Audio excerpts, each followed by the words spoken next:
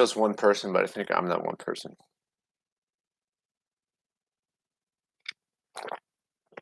Two people. I may be one of those people. Let's see.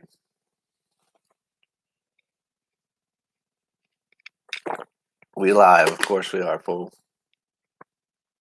I think it's just me and you. Is there any students in the chat? In the chat, is there any students watching? Okay, there's 3.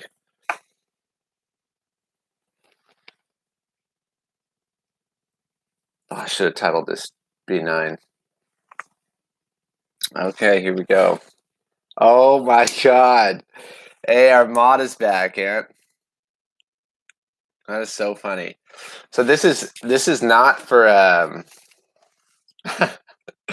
this is not for logic class, but you can totally stay. I know. You could still be the mod if you want though, if you're bored or whatever, or you just want to learn about some disagreement talk. Oh god, look at him. He's asking to get muted right now. Being all passive aggressive. Says only one person watching. She left, Anthony. I think you're safe.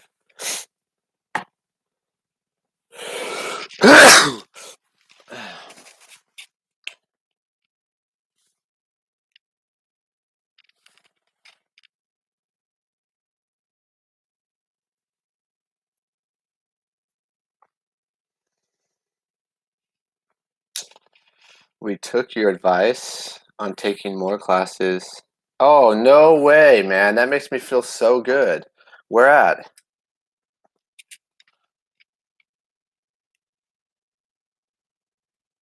I mean, by where at, I mean like Delano versus main campus. BC. Oh, yeah. I'm sorry. I should have said sooner. Yeah. And I don't, by the way, I don't know how I see and what you type and what I see and what I say. Both. Okay. That's cool. Any classes with me in particular?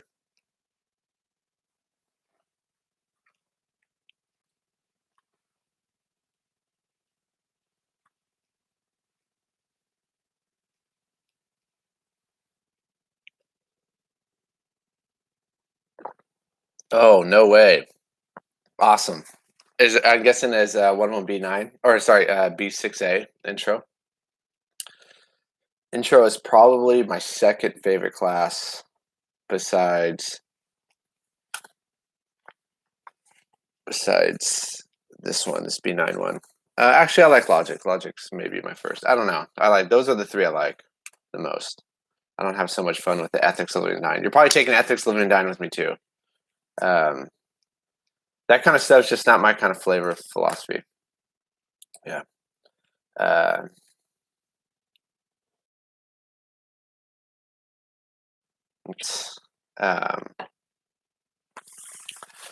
Yeah, and if no one joins in, then I'm gonna go through the reading or a few sections of this reading for this B9 class, and then so my B9ers can just listen to it whenever. I may stop and answer questions if someone jumps in, kind of like Hernandy did last class, where they kind of jump in with a specific question and then just like take off.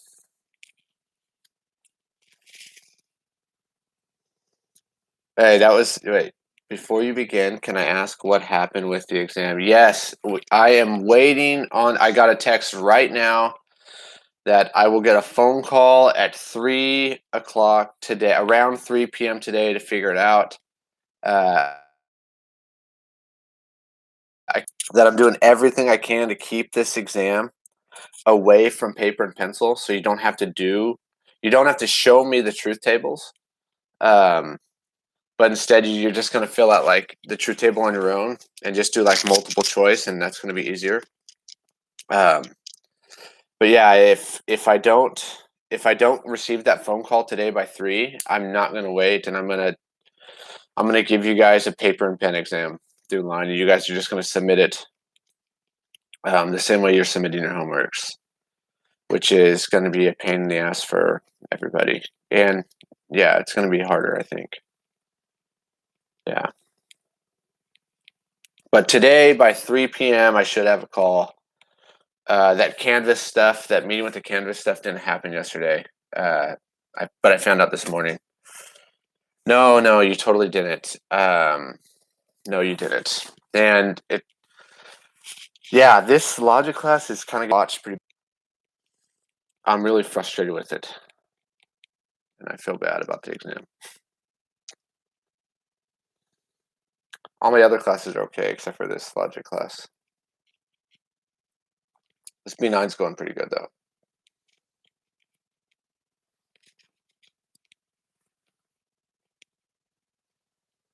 Yeah, no, you're totally good.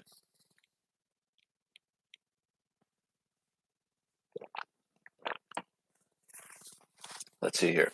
Okay, so now I have 4 people watching. If you guys can comment, let me know who you are. And FYI, this is for B9. This is for advanced thinking class, not logic and not living and dying, and not my CSUB critical thinking class. This is for philosophy B9. You could stay if you're not in that class, though. I'm just letting you know.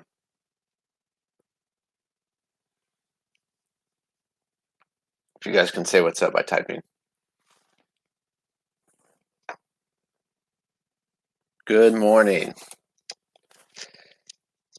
Oh my God, that is so funny. I'll subscribe to your channel after this. That is really funny. Jay Valdez. I'm trying to see that face.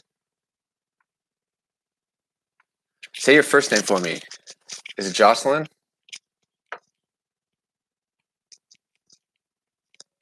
Okay. I won't. I promise I won't. I won't even go on the channel. Don't worry. That's really funny. Shit. Okay, that's what I thought. Do you guys is in the chat thing next to my I don't know if you can see what you have, but your faces are like this big, so it's really hard to like see what's doing what or who's who. Okay. Who else? So that's 1, 2. I don't know if I'm one of the 3. If I'm one of the 4 people in here, I don't know if it counts me as a viewer. Kind of viewing. I mean, I see myself. I only see myself. Okay. Jocelyn, before we get started, do you have any like particular questions about the text?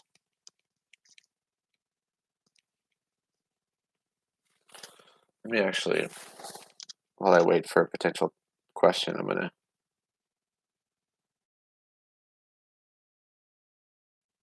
Thumbnail. Type in the description about at what time we start talking. I'm gonna write it down. Let's see here.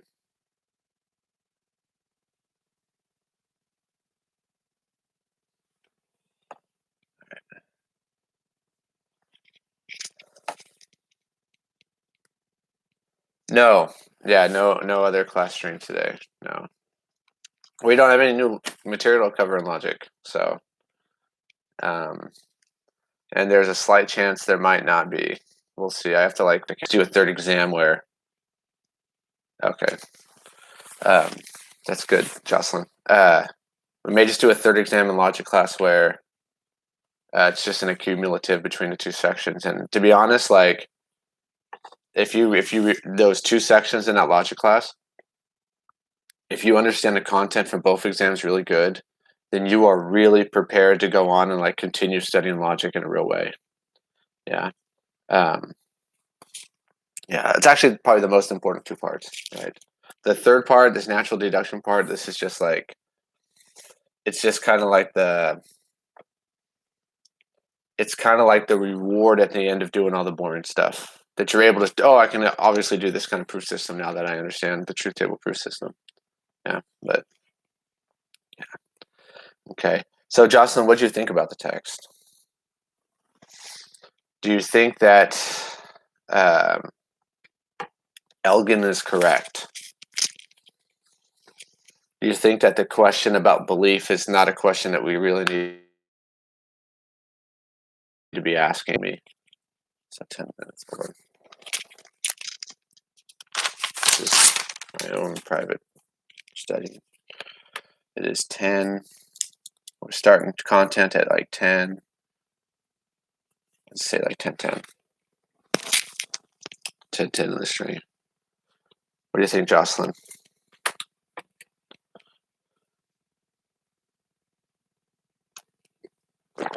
What do you think, Anthony James? Yeah.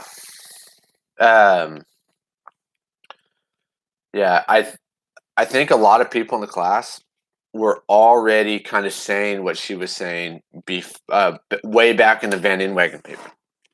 Right. And if you notice in the text, she refers back to Van Inwagen, but kind of as like a rebuttal. And she actually kind of more like talks shit about the Van Inwagen text, and we'll talk about that in a second. She thinks that she believes that this question is an inappropriate question when it comes to what sorts of beliefs we should adopt. She does not believe that we have control over our beliefs. And since we don't have control over what kind of beliefs we adopt, the question about whether or not we should suspend belief in the face of peer disagreement, it's an impossible question, right? Even if I could suspend belief, even if there is an answer, yes or no, whether or not I should believe X or Y, I'm not in control of that issue. So there's no real point of even having a conversation. Yeah. Anthony James, I didn't read the text. My B. Yep, you are one. Wait, hold on, I misread that. Okay, I thought you said my best friend. I thought that's what B stood for. You are my. He's a computer scientist in Texas, but he's from East Bakersfield. He's a little ghetto boy.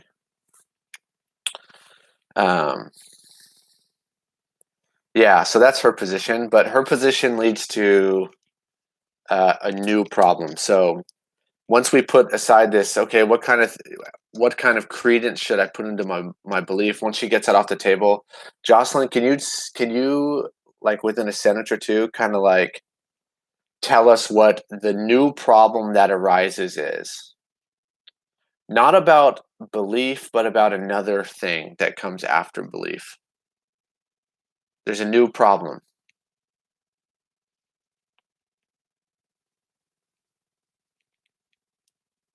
A problem about what kind of beliefs I should accept is off the table, but a problem about what types of ideas or propositions I should. It starts with an A. Do you remember what it is, Jocelyn?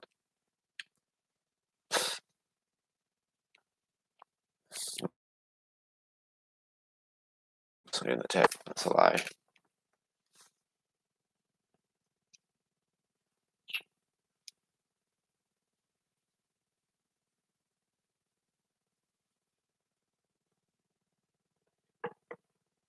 Let's see here. No. So it's not agnostic. I can see why though. It starts with A. It's about what sorts of things we should accept. Right. She's got to make a distinction between rational acceptance, yeah, and reactionary belief. So belief is going to be about a type of reaction. Belief is going to be about a type of reaction, and acceptance is going to be about what sorts of attitudes. So remember that beliefs are just attitudes. What sort of attitudes we allow to influence our intentional behavior, right? And she says that this is really the kind of problem that we have. We don't have we don't have beliefs. Beliefs is it's just a fact, a brute fact of how we are. We just have attitudes towards certain ideas, right? And that's sort of what she's getting with the David Lewis case. So she knows that David Lewis is like 1,000 times smarter than she is. That's actually not true. She's probably treading that genius water as well. But David Lewis, man, and you can hear that she's replying to Van Inwagen, right? David Lewis believes in this crazy idea that there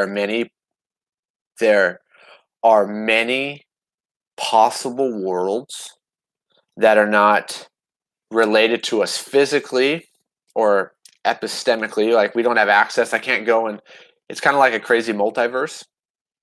Um, except that multiverses would be a part of our world. Sky, the world. I don't know if you guys can see that. The world with an A. Multiverses would be a part of our actuality, right? Because multiverses would actually exist.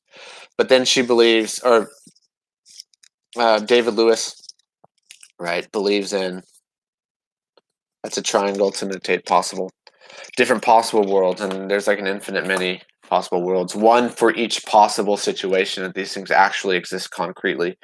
Yeah, and that sounds nuts. In fact, she even points to it with this, and even though he's gotten so many incredulous stares, that's a famous rebuttal he uses to reinforce the view that incredulous stares aren't actually like just looking at someone like, dude, what are you saying? Isn't a real objection. Um, yeah, he really believes this crazy stuff, and he is one of the most important thinkers of our contemporary time.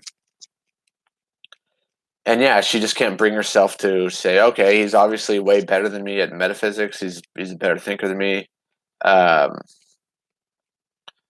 does does the fact that this guy is like so smart mean that I have to believe something so goddamn crazy?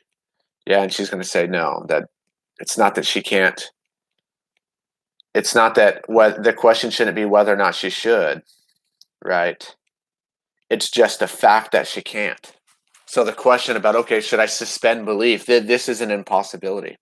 Yeah. So Jocelyn says, I remember in the end when she says something about peers who disagree have reason to consider each other wrong, but not irrational. Yeah, she's gonna get there. Of her is going to, um, yeah, the critique I'm gonna give and that she tries to address is actually going to be a refutation of that idea. Right, that moving from belief to acceptance actually doesn't change anything. Right. Um, yeah, and she brings that idea up on her own because she's smart and she sees it coming. Okay. So Jocelyn, you're the only one that's chatting from our class in the text. Um, how long are you going to be in the chat for, or how long are you planning on being here for? So like, I don't want to necessarily have this more than another 40 minutes, but I want to read some stuff. Um, what do you? How do you feel about reading chapter 2, 3, 4, and then 5 together? You don't have to be here, but yeah, what do you think? All you guys who aren't texting in the chat, you guys feel free to jump in. Oh yeah, Anthony. What do you think, Anthony?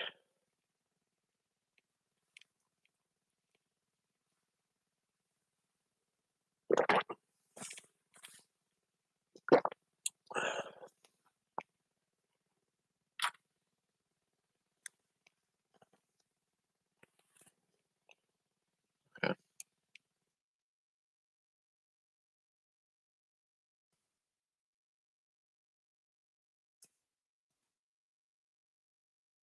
Awesome. So we got. Let's see here. Jocelyn say, "I don't mind it. I'm not really busy." All right. Then we got someone else, a mysterious texter. Go for it. That sounds fun. Awesome. Too bad these messages get erased. They don't come up when you watch the replay, so no one will know who that mysterious messenger was. All right. Let's hear. Hey, let's see if I'm doing a real shitty time reading, and we'll just stop reading. Yeah, but I'm gonna start right here at number 2. All right. So if you're having a hard time following along what I'm doing, I'm starting at 2. Yeah. Okay. Advocates of resoluteness maintain that Jack should hold fast to his belief. And by the way, before I like keep reading, I think the best thing that she does in her paper is literally I mean, it's going to kind of expose what I think about the paper, but it's going to be her summing up of the entire problem in her sections 1 through 4. Yeah, she does a super good job at it. She does a job of like summing up like the kind of feelings we get when we think about, okay, am I a sticker or if I'm a splitter? Yeah, and what it seems to be the conclusion if we accept either of these two ideas. Yeah. So this is the resoluteness, right? You're holding strong. You're resolute. Yeah, you got a lot of resolve about your belief. Yeah. This is the sticker position.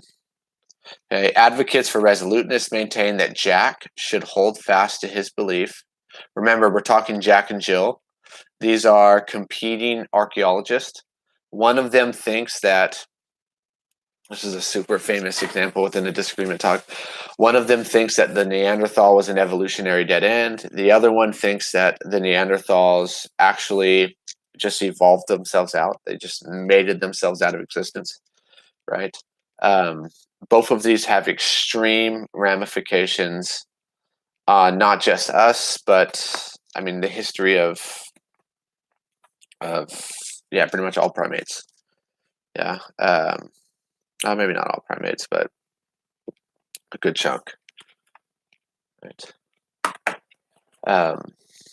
Yeah, so these are two experts in the field, and remember, she says the entire time that the disagreement talk is not and this is the first time it's actually said in the text. It's not philosophically or epistemically important unless we're talking about two competent people.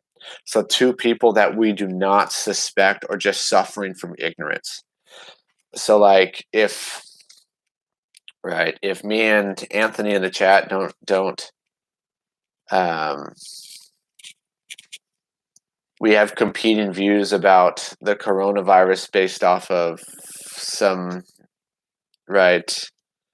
idea of viruses we both have, but neither of us really know anything about the biology of viruses. Then yeah, I mean our disagreement, we're both probably suffering from a good share amount of ignorance. Yeah. Okay, so this is not the situation with Jack and Jill. Since Jack believes that his reasons are sufficient to support his conclusion, he thinks that Jill is wrong about the Neanderthals. This is compatible with her being and his recognizing her as his epistemic peer. Everyone makes mistakes.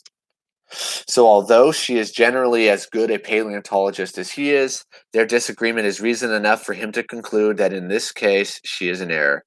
Even though he cannot point to any flaw in her reasoning, Kelly maintains Jack should take the disagreement to show that there must be a flaw. All right, one of them must have messed up. Jack should take the mere fact that they disagree convicts Jill in Jack's eyes. So we're going to have some symmetry here.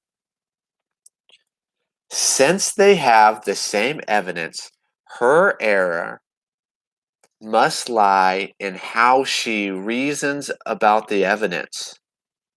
From Jack's point of view, the disagreement demonstrates that Jill is, in this case, not just wrong, but irrational.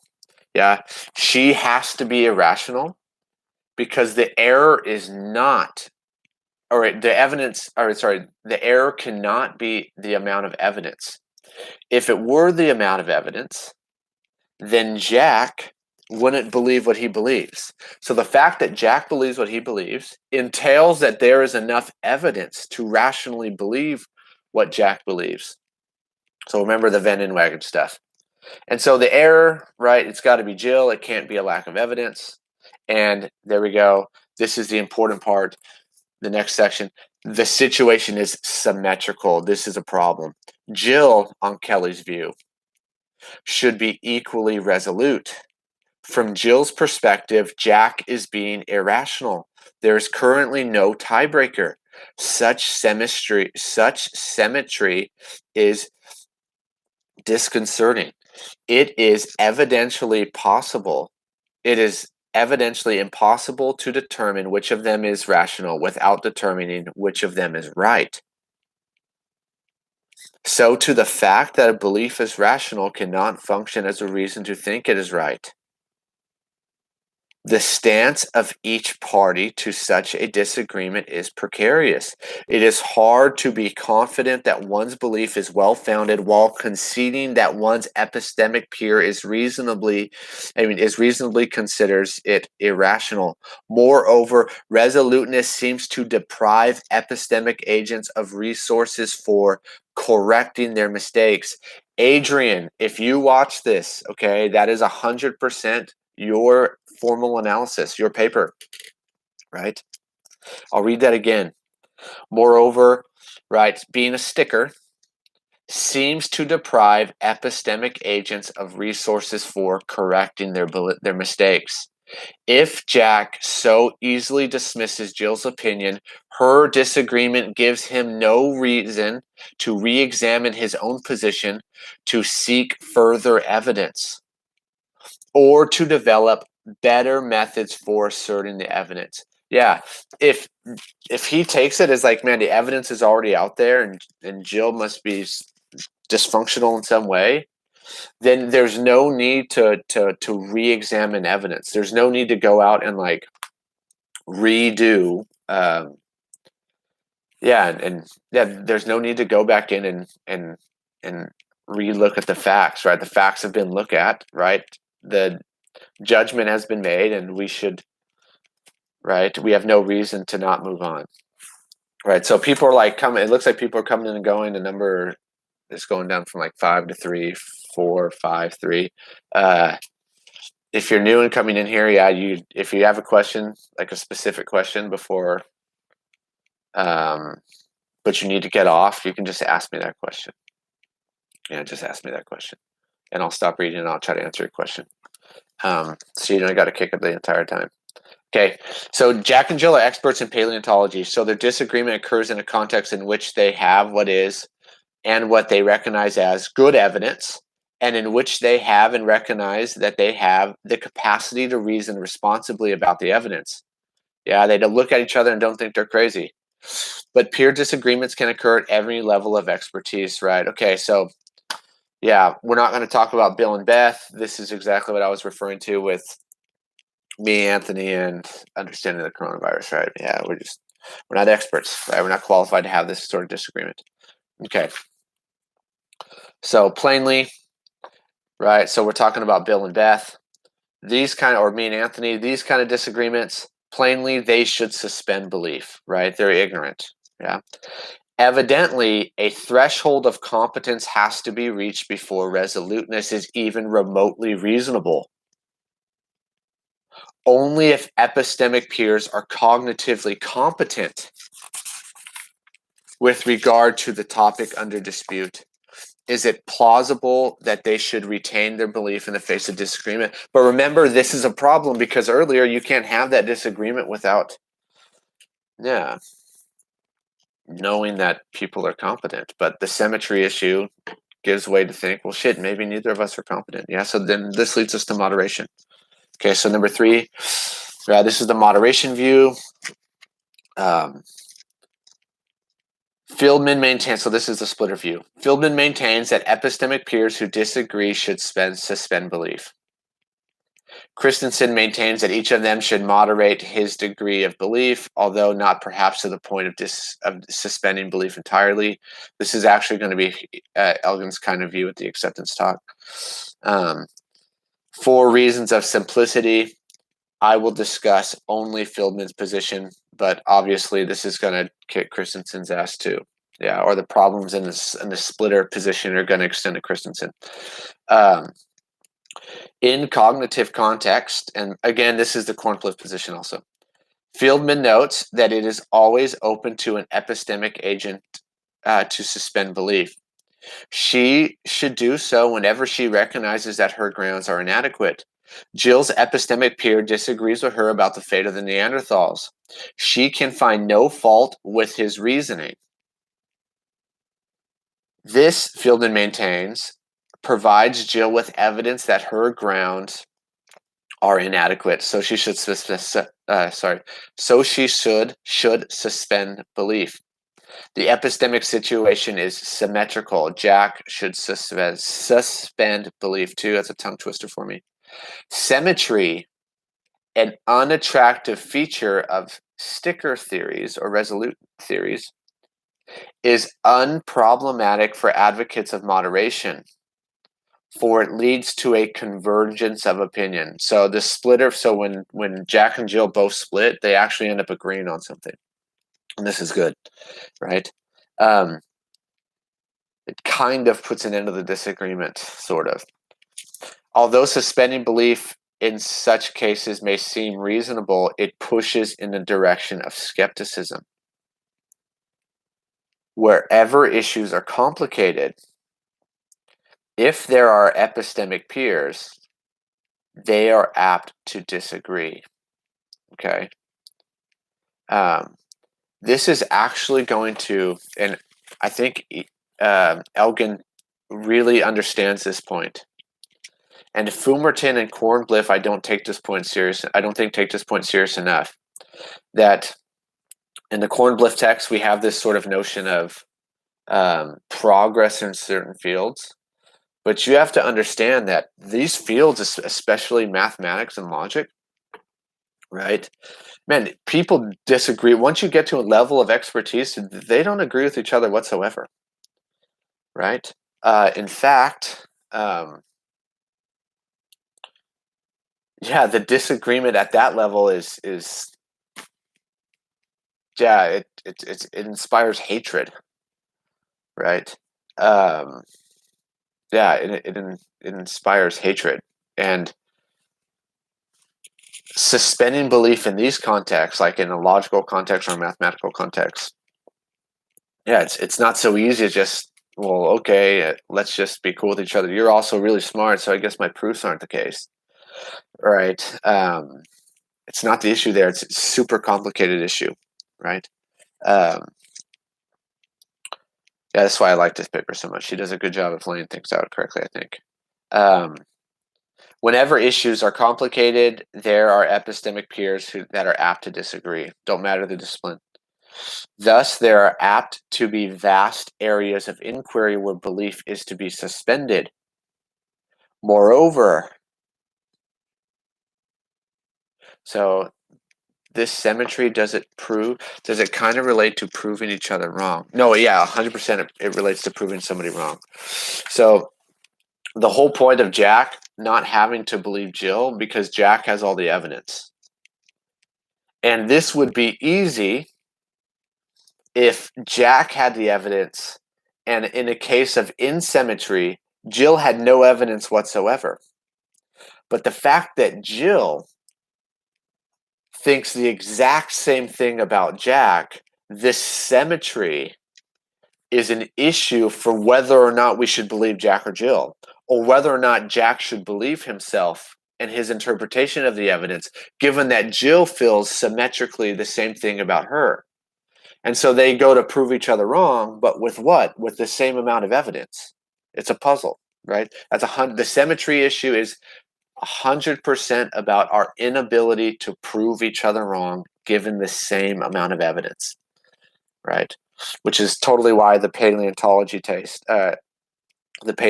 and archaeology question about the Neanderthal is so important, because it seems to be an entirely forensic, physical evidence-based question, right? And it's one that you don't really have to actually know anything about paleontology to understand what's kind of going on, right? In fact, in 2000 and when was I at CSUB last? In like 2014, I took a biology class at CSUB, and my biology class was going over the different theories of evolution, right? And that there's not really a consensus between the field about whether or not all people came from the same ancestor, or if all the different races came from different ancestors, right?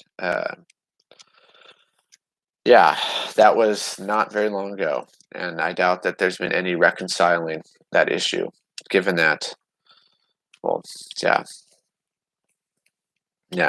just don't think, I just have a hard time believing that that anyone has really removed their position on it, but I could be wrong.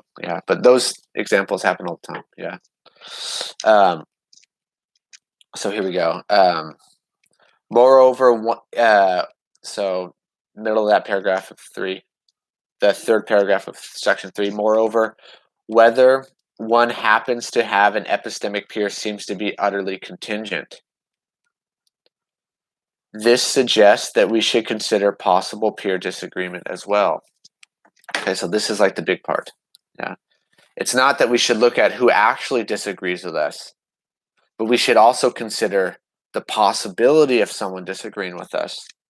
Should Harry suspend belief because he recognizes that if he had any epistemic peers, some of them would disagree? One might think that not, or one might think not. We may imagine that thinkers with no epistemic peers are geniuses, people like Einstein or Darwin, right? Better geniuses out there than that, better epistemic examples than that, right? The fact that they have no peers is reason to believe that they at least need not suspend belief. Their reasons and reasoning powers are so strong that no one with those reasons and reasoning powers could disagree. But in recent debates about disagreement, epistemic peer is defined quite narrowly. It requires having the same evidence and reasoning abilities. So it is not surprising if an ordinary person lacks epistemic peers with respect to a particular mundane issue. If Jen and John have even the slightest different relevant reasoning abilities or evidence pertaining to the causes of the Civil War, they are not epistemic peers with respect to the subject. Given the vicissitudes of education and abilities and the idiosyncrasies of evidence gathering, ordinary epistemic agents are apt to have few epistemic peers. But if the only reason that Harry does not face peer disagreement about a particular issue is that he happens to have no epistemic peers with respect to that issue, then the absence of disagreement is fortuitous, right? It's really lucky. It hardly puts his beliefs about the fate of the Neanderthals on a stronger epistemic footing than Jack's. In these discussions, epistemic peer is an idealization. To decide when and how real disagreement should affect epistemic agents, we need either to construe epistemic peer more generously, or to take serious possible as well as actual epistemic peers. Okay, so she is making the case that either we have to open up this definition of what an epistemic peer is, or we have to really take this idea of, well, a possible epistemic peer is also throwing us into skepticism as well. This is going to be the problem. Okay. Let's see here. Rather than introduce possible peers, I will construe peer disagreement more generously, so that epistemic peers are those who have pretty much the same relevant evidence, reasoning powers, training, background information. The choice is a matter of expository convenience. My discussion could equally be cast in terms of actual and possible peers, where the standard conception of an epistemic peer is used, right? The possible peer is the harder objection to deal with. Yeah. Either way, the unwelcome consequence of Fieldman's view is that it recommends suspending judgment in a vast number of cases.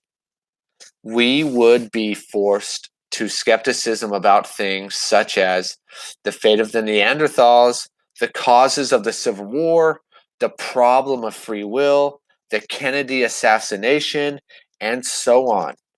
Christensen's view, we would not necessarily be forced to skepticism, but disagreements about such matters would require us to moderate the strength of our beliefs. The fact that Joe's epistemic peers are incompatibilist means that we should not strongly believe free will and determinism are compatible.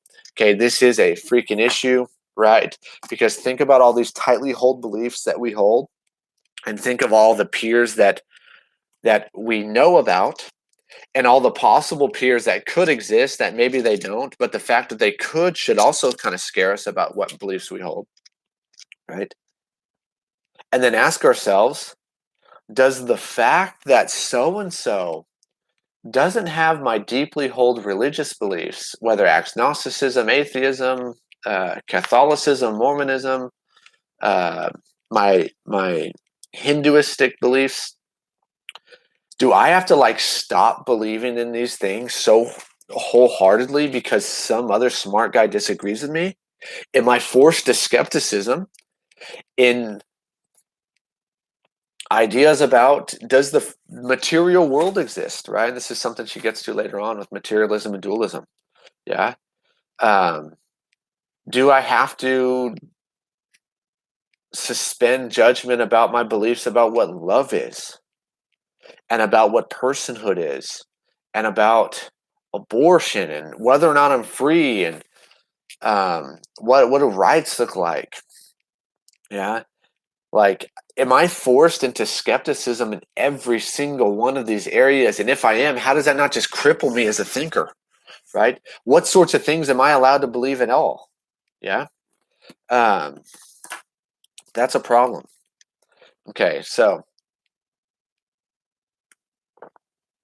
the splitter view. So Jocelyn, I don't know if you're still listening, but the splitter view erases the symmetry problem. And it also erases the problem of us not feeling the need to collect better and more correct evidence, because we are having a bit of epistemic humility and holding out for the possibility that maybe I've misunderstood, or maybe there's better evidence and more evidence to be had. And this seems to be something that a responsible thinker could have. I mean, a responsible thinker would think. Yeah. Yeah. But there's also a problem here. How responsible is it to throw away almost all your beliefs just because you can imagine, or just because there are thinkers that seem to be just as well thought out and as competent as you, but just disagree? Yeah. Okay. So hyper-resoluteness. Okay, this is kind of a newish one. So far, we have considered cases where peers disagree, and the choices we have entertained are between moderating one's view and standing firm roughly. Okay, Jocelyn, when disagreeing with another person smarter, shouldn't we still prove them wrong? Yeah. That seems to be the attitude that she is trying to save. She's trying to save this issue. And the David Lewis example that we're going to read in a second is going to try to give us the understanding of that epistemic spirit that you're talking about. Where, okay, I get you're smarter than me, or like, think about our relationship with our parents. Our parents have done more, they've seen more, and in a lot of ways, so at least socially speaking, and pragmatically speaking, they are our epistemic peers, right? At least we hope they are. But does that mean that everything our parents say, we take them to be the case? We take them to be right? And most of the time we say no. What do? We have arguments with our dads and our moms all the time. And that's because, okay, you may have more information than me, but I still think that you're wrong, right? That spirit runs into a problem of ignorance, of possible ignorance, that maybe the disagreement is continuing because you don't have all the evidence that your parent has.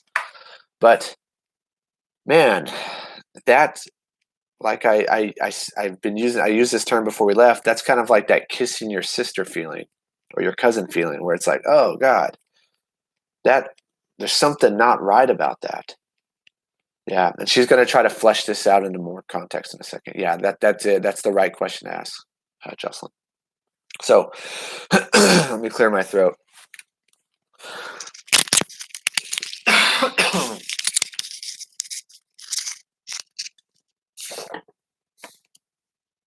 Okay.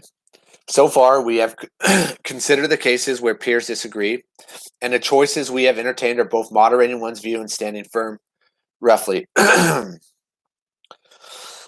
between being spineless and being stubborn. Okay, Adrian, if you are listening, dude, this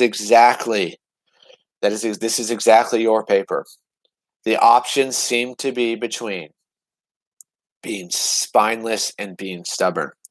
Epistemic agents who moderate their belief in the face of disagreements seem spineless. Yeah, they seem like cowards, right? Abandoning their convictions as soon as serious challenge appears on the scene. Okay, but resolute epistemic agents, so those stickers, they seem stubborn, simply insisting that there must be something wrong with their opponent's reasoning, since there is plainly nothing wrong with their own. To see the way out of this predicament, let us look at more extreme case raised by Peter Van Inwagen. Call this the David Lewis problem. Okay, let me hold on.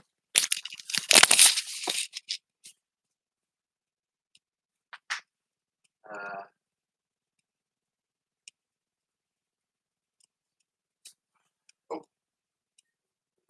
yes.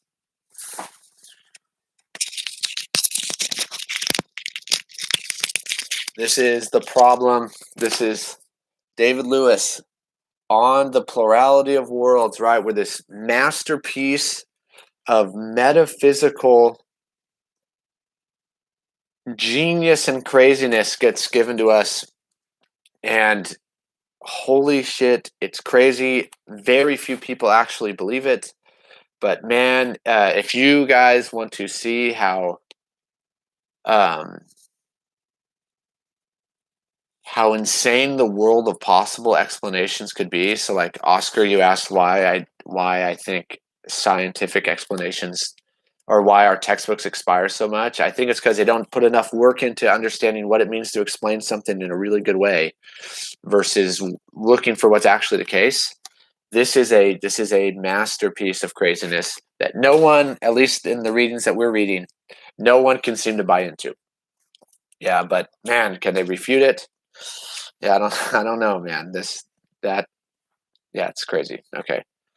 Um, if you in the fall, if you want to do like a private reading, like a personal like a little group reading, I'm totally down to meet with you guys and read that book if you want. Um, so David Lewis believed that infinitely many possible worlds exist, each one of them just as real as the actual world. Right? So they're not just like weird imaginary worlds, but instead they're actual like concrete worlds. They're not our actual world, but they are their own actual world with with a lot of things, right?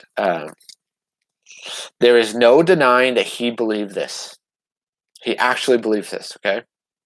Moreover, there is no denying that he was incredibly smart, philosophically gifted, and intellectually responsible. He doesn't just believe shit because he thinks it's like edgy or cool to believe things. There's a fruit fly rolling in here. Yeah, he examines the arguments for and against his position with enormous care. It is no false modesty for me to say that David Lewis was a far better philosopher than I am. Okay. And I was thinking about it while I was rereading this last week.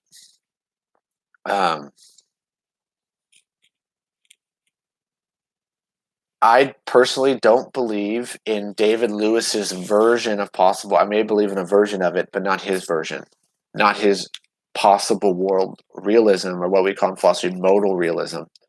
Um, but man, I can promise you, right, that I am no David Lewis. And I can promise you guys that most of you in class, I'm not trying to like put caps on you guys or cap on you guys. Most of you guys are not David Lewis either, right? David Lewis's are extremely rare. They're also really weird. So to be that smart or like to be that sort of gifted, it's usually not an optimum way to live. So kind of count yourselves a little lucky. I think I'm that kind of minded about genius work. But yeah, this guy believes some stuff that I know almost all of you won't believe. Okay.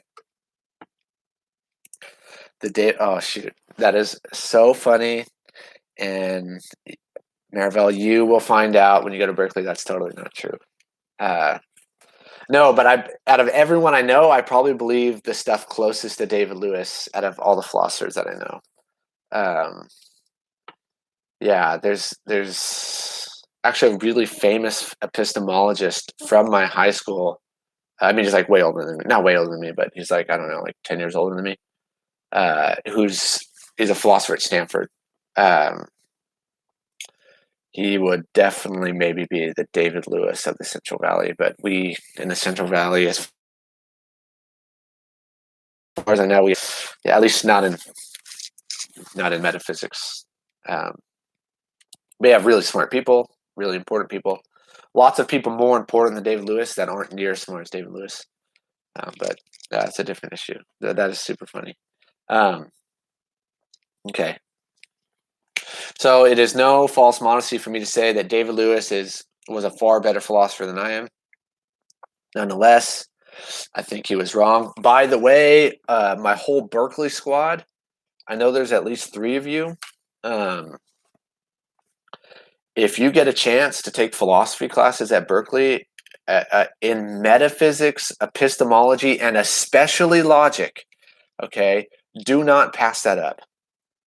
Okay, don't pass that up. That will be a mistake if you go there and yeah, you don't take those hard philosophy classes at a place like Berkeley, right?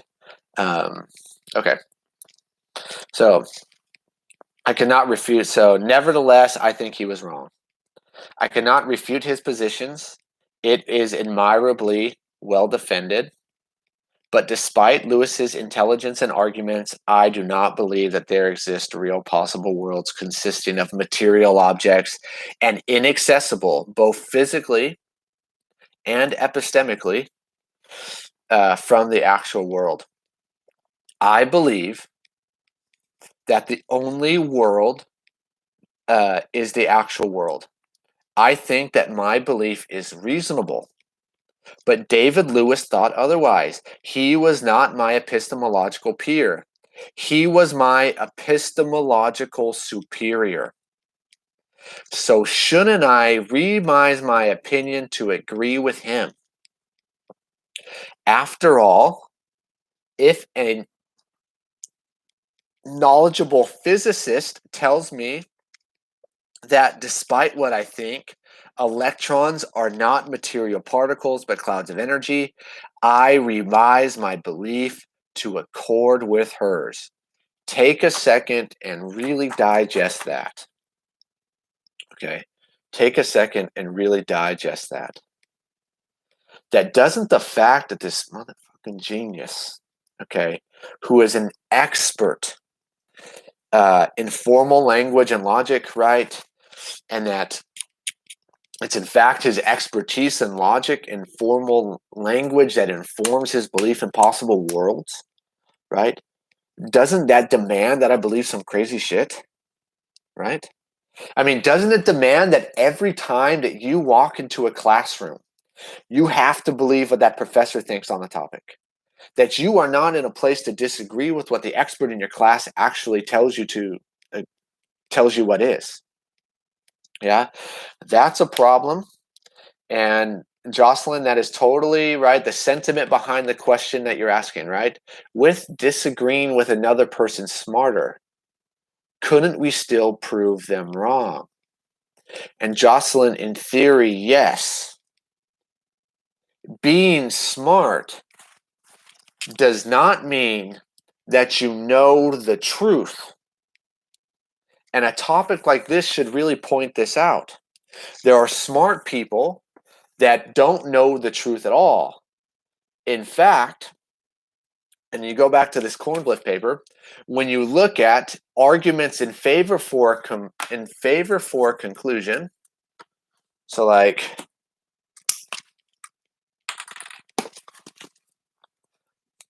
why, and what's my reason for why?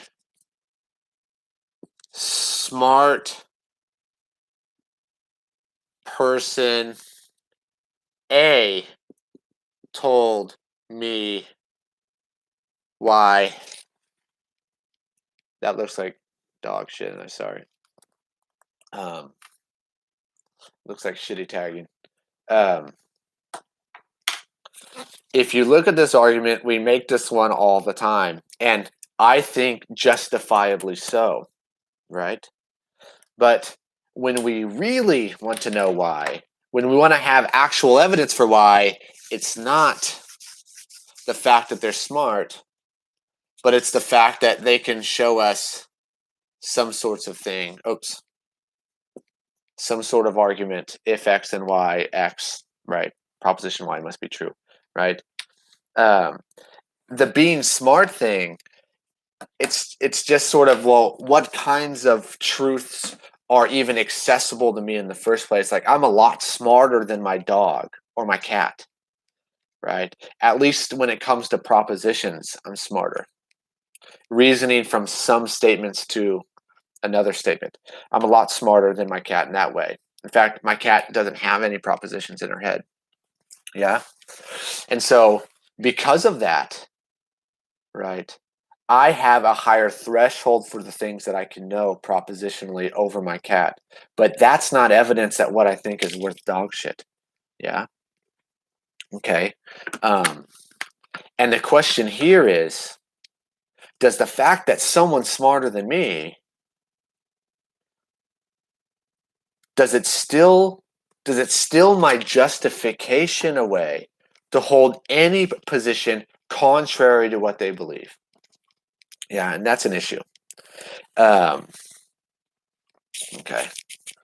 so let's see here. Yeah. After all, if a knowledgeable physicist tells me that despite what I think, electrons are not material particles but clouds of energy, right, then I revise my belief to accord with hers. In some cases, right, I mean, that's totally how I feel when I go to my mechanic, right? My mechanic tells me that, yeah, I need new spark plugs that he can't reach without like lifting my engine out. Then I just have to sit there and go, okay, buddy, go for it, even though it's going to cost me way the hell more money, and I have no real way of disagreeing with him. Yeah. Okay. Actually, that kind of points into the I don't believe it, but I accept it talk that Elgin is trying to get to, right? Yeah, damn, that was a good example. I didn't even think about that. Yeah. Damn, that was a really good example. We'll get to that. Remind me, mechanic example. There we go. There we go. And that's how philosophy papers get published. You just think of some random shit. Okay. Oh, yeah, that fits the argument well. Okay. Let's see here. So in some cases, at least, it seems epistemically reasonable to defer to my epistemic superiors. Is my disagreement with Lewis different? Van Inwagen's answer is similar to Kelly's in explaining why he thinks it is reasonable to retain philosophical convictions with Lewis, with which Lewis disagrees. He says, and you guys have read this already, I suppose my best guess is that I enjoy some sort of philosophical insight with respect to these issues. So remember that last lecture we had and we talked about intuitions. This is that sort of this sort of insight that Van Inwagen is kind of talking about. Yeah. And this would have to be insight that is incommunicable. So I can't give propositions to communicate it with you. Yeah, I can't even give hand signs, right, to communicate it with you. At least I don't know how to communicate it.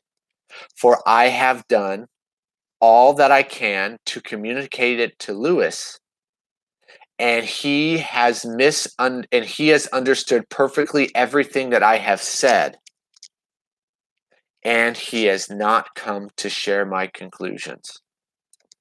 Van Inwagen thinks that the disagreement shows that Lewis must be mistaken, even though he cannot say what the mistake is.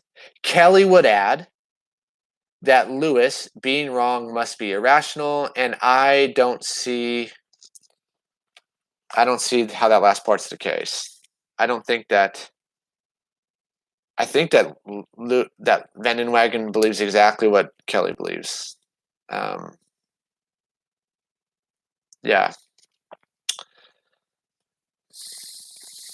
Yeah, well, if you want to read the Kelly paper, it's like 80 pages. It's in this book. You guys own the Kelly paper now. But he talks about higher order levels of evidence, and it's a really good paper to read. Maybe it's in there. I don't remember. So I cannot speak for Van Inwagen. So here comes a little roast of Van Inwagen.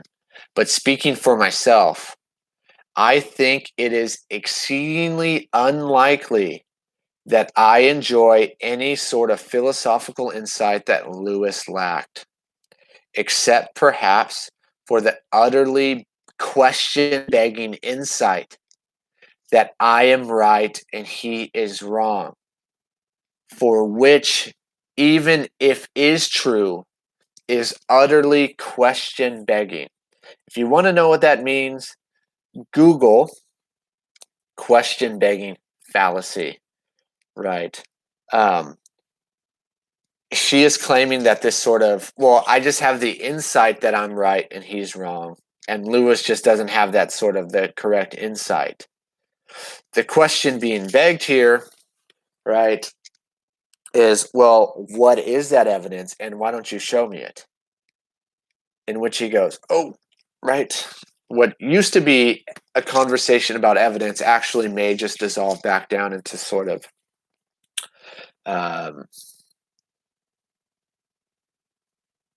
base belief or primary belief without any evidence. I mean, that's why we call it primary belief, right? Yeah. It turns into a sort of belief without evidence in and of itself. Well, give me the evidence that you have the evidence that I don't, right? And he says, oh, I can't. And Van Inwagen actually appreciates that potential point that Elgin points out here when he talks about Clifford rearing his head, right? A really famous philosopher. If you take my intro class, we will read that Clifford paper that Van Inwagen points to. But yeah, he can't give the evidence that he's got the insight, right? And that's a problem. Nor can I conclude, as advocates for resoluteness think I should, that in this case, Lewis's reasoning is flawed. The proposition is amply, publicly, brilliantly defended. The number of able philosophers who cannot find a defect in the argument is legion. I am almost here. I'm almost one of those guys, but I think I have a good reason not to believe this thing, right? But I may be ignorant. Yeah, I am an epistemic inferior to Lewis. In response to an endless barrage of criticisms and incredulous stares, so that's like looking at someone like you're crazy, Lewis re-examined his position often. Granted, there may nevertheless be an extremely subtle flaw in Lewis's reasoning. But on the available evidence, it is sheer conceit, that's what hubris means, conceit, to insist that there must be. Yeah?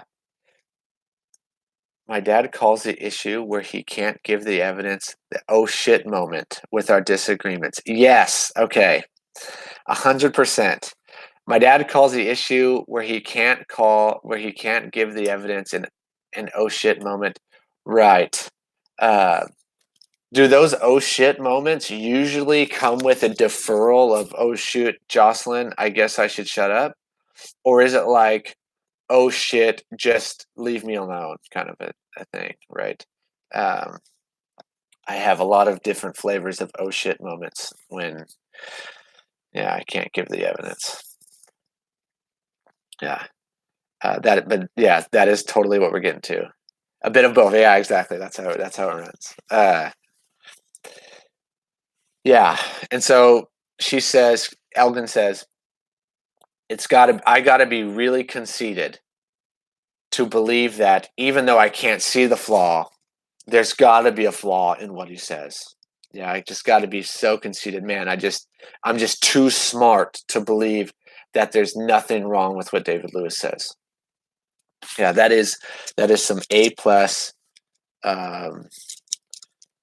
cocky shit. Yeah. Okay. I do not believe Lewis was being irrational. Should I, conceding Lewis's epistemic superiority in metaphysics, endorse realism about possible worlds? If not, should I at least follow Feldman's advice and suspend belief?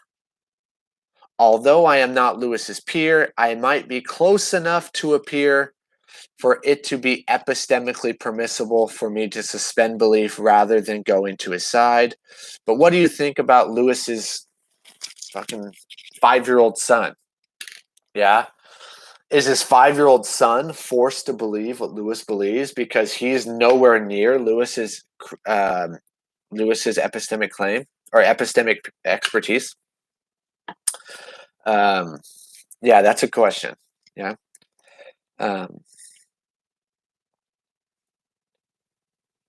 Here we go. Although I'm not Lewis's peer, yeah, but even this seems excessively open-minded. I do not even think Lewis might be right in the matter. On this matter, am I being hyper-resolute? Should I be? Right. And here we go. This is the intro to her real thesis. Her real thesis is actually like this really short section of chapter 5. Yes, this is her entire argument. If you agree with her and you're going to write a formal analysis on this, right? You're going to find the answer to number 5. You're going to find your answer in this section number 5. Shit talks will come afterwards. Luckily, there is an easy solution to the David Lewis problem. Thank you for the easy solution. Let's hear it. Unfortunately, it simply unmasks a further problem. Yes, it does. For if we accept this solution, as I think that we should, we must conclude that recent debates about the epistemic consequences of disagreement rest on a mistake. Okay. The solution is this. Despite the fact that Lewis's position is brilliantly constructed, admirably defended, and beautifully argued, I find it incredible. Right? She can't believe it. Right? So don't think about incredible. I mean, you can kind of think as like the circus incredible, like, oh shit, or fireworks. Think of like, right, see the word credible, right? What it means to be credible, and then put the not in front of that, the negation with the in. Yeah, it's not believe. I can't believe it. Yeah. I simply cannot believe it. Since, okay, if you're going to write a formal analysis in favor of her argument,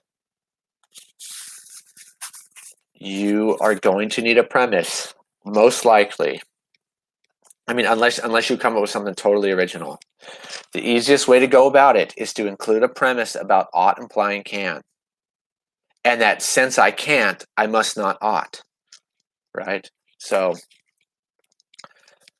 since ought implies can, so if we're asking about, is it the case that I ought to suspend belief? That is going to imply the idea that I can suspend belief. I cannot believe entails that it is not the case that I ought to believe it. Okay, so let me formalize this. Let me put this into let me put this into some formula for you guys so you guys can like understand what she's getting at. So O is going to stand for ought. C is going to stand for can.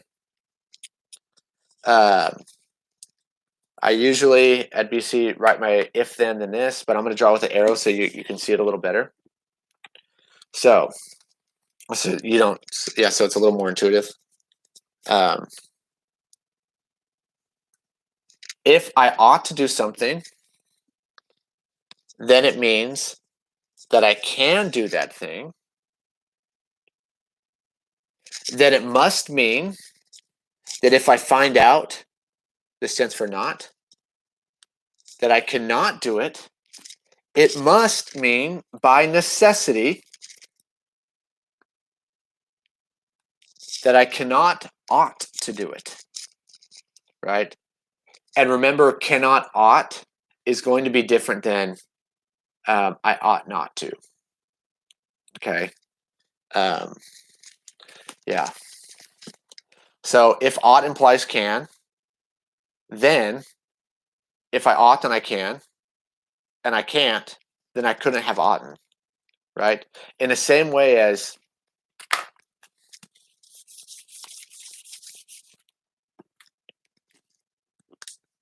if I'm a person, then I must by necessity be a mammal. So think back to the first month of class. If I am not a mammal, then I cannot have been a person. Okay, so this is her argument. Okay, so since ought implies can,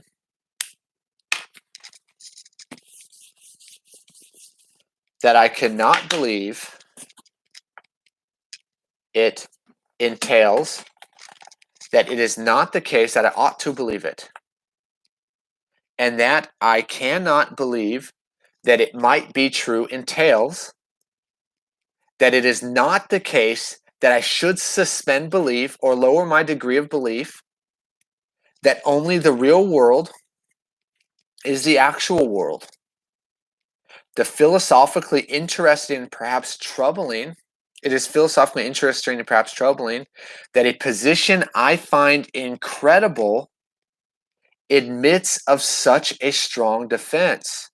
So yeah, I'm freaked the fuck out that David Lewis is fucking putting together some metaphysical conspiracy theory that actually may be the only way that we make sense of our natural languages at all, that maybe truth for most of what we say can't exist without his story. That may scare the shit out of me. But my belief in a unique world is not in jeopardy. That doesn't mean that it's going to move me to think that our unique world, our world is unique in that it's the only one that exists. Yeah. One might think that this solution is available in extreme cases like the David Lewis problem, but not in ordinary cases like the ones we started with.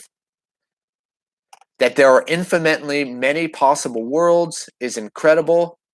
That the Neanderthal were an evolutionary dead end seems not to be. Jason Adler argues otherwise. Belief is responsive to evidence. This is a major point. Belief is responsive to evidence. Given a body of evidence, there is no choice about what to believe. So, even if it is not a priori incredible to the Neanderthals, that the Neanderthals were an evolutionary dead end, when Jill surveys the evidence, she finds it incredible, given the evidence that the Neanderthal were an evolutionary dead end. In light of the evidence, she cannot believe it. It's responsive. Okay? The attitude she forms towards the proposition the Neanderthals were an evolutionary dead end, this is a response to the evidence at hand. Remember that our beliefs are just the attitudes that we hold towards the propositions.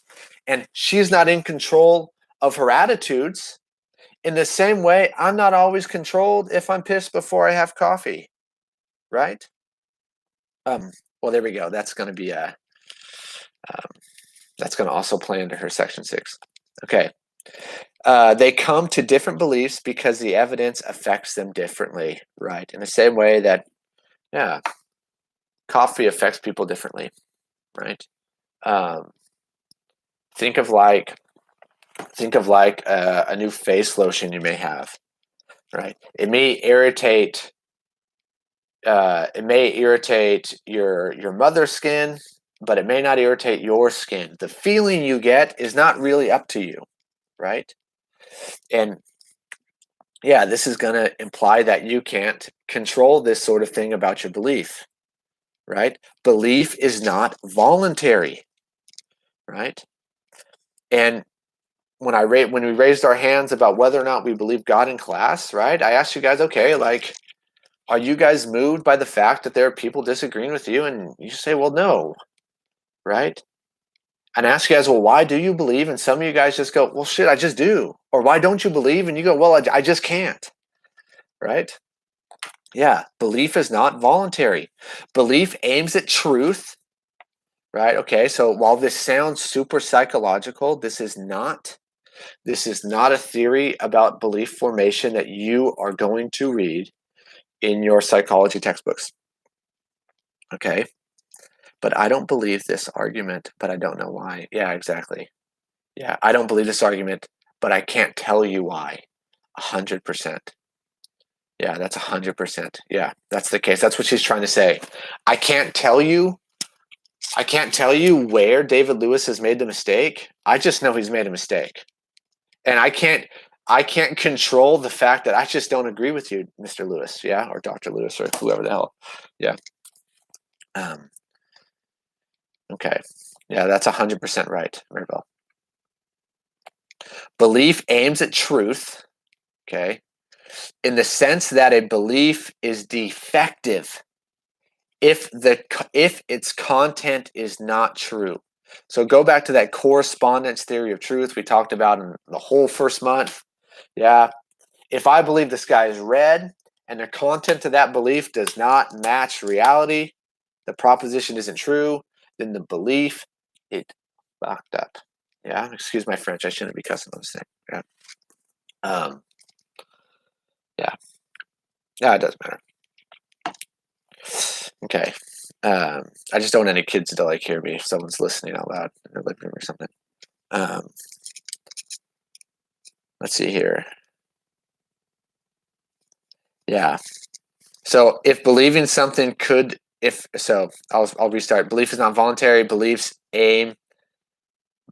aims at truth in the sense that a belief is defective if its content is not true. If believing something we could do or refrain from is from doing at will, the connection to truth would be severed. If Jack could believe that Neanderthals were an evolutionary dead end just because he wanted to, then his believing that Neanderthals were an evolutionary dead end would not amount to his thinking that Neanderthals were an evolutionary dead end is true. Yeah. It wouldn't be that he thinks it's true, but instead he would think that this is the thing that I should believe, or this is the thing that I want to believe. If we could augment our beliefs based off of what we want or what we think we should, right? Well, then they wouldn't be influenced by the truth itself. It would be influenced by some sort of psychological motive. Yeah. Hold on. Let me make sure that. Okay, never mind. I thought I was keeping someone else from doing work, but I'm not. They have their stuff. Okay. So, does that make sense? It sounds like selective thinking, though. Yes. She's saying that this sort of thinking it doesn't exist. You can't select your thinking in this way, right? That I can't just choose to believe that the sky is blue, right? I can't just select that, oh man, this belief seems to be the one that I should believe in, but instead, I believe it because I think that the facts are mandating that I believe in it. Okay. And this is an important piece to the disagreement puzzle.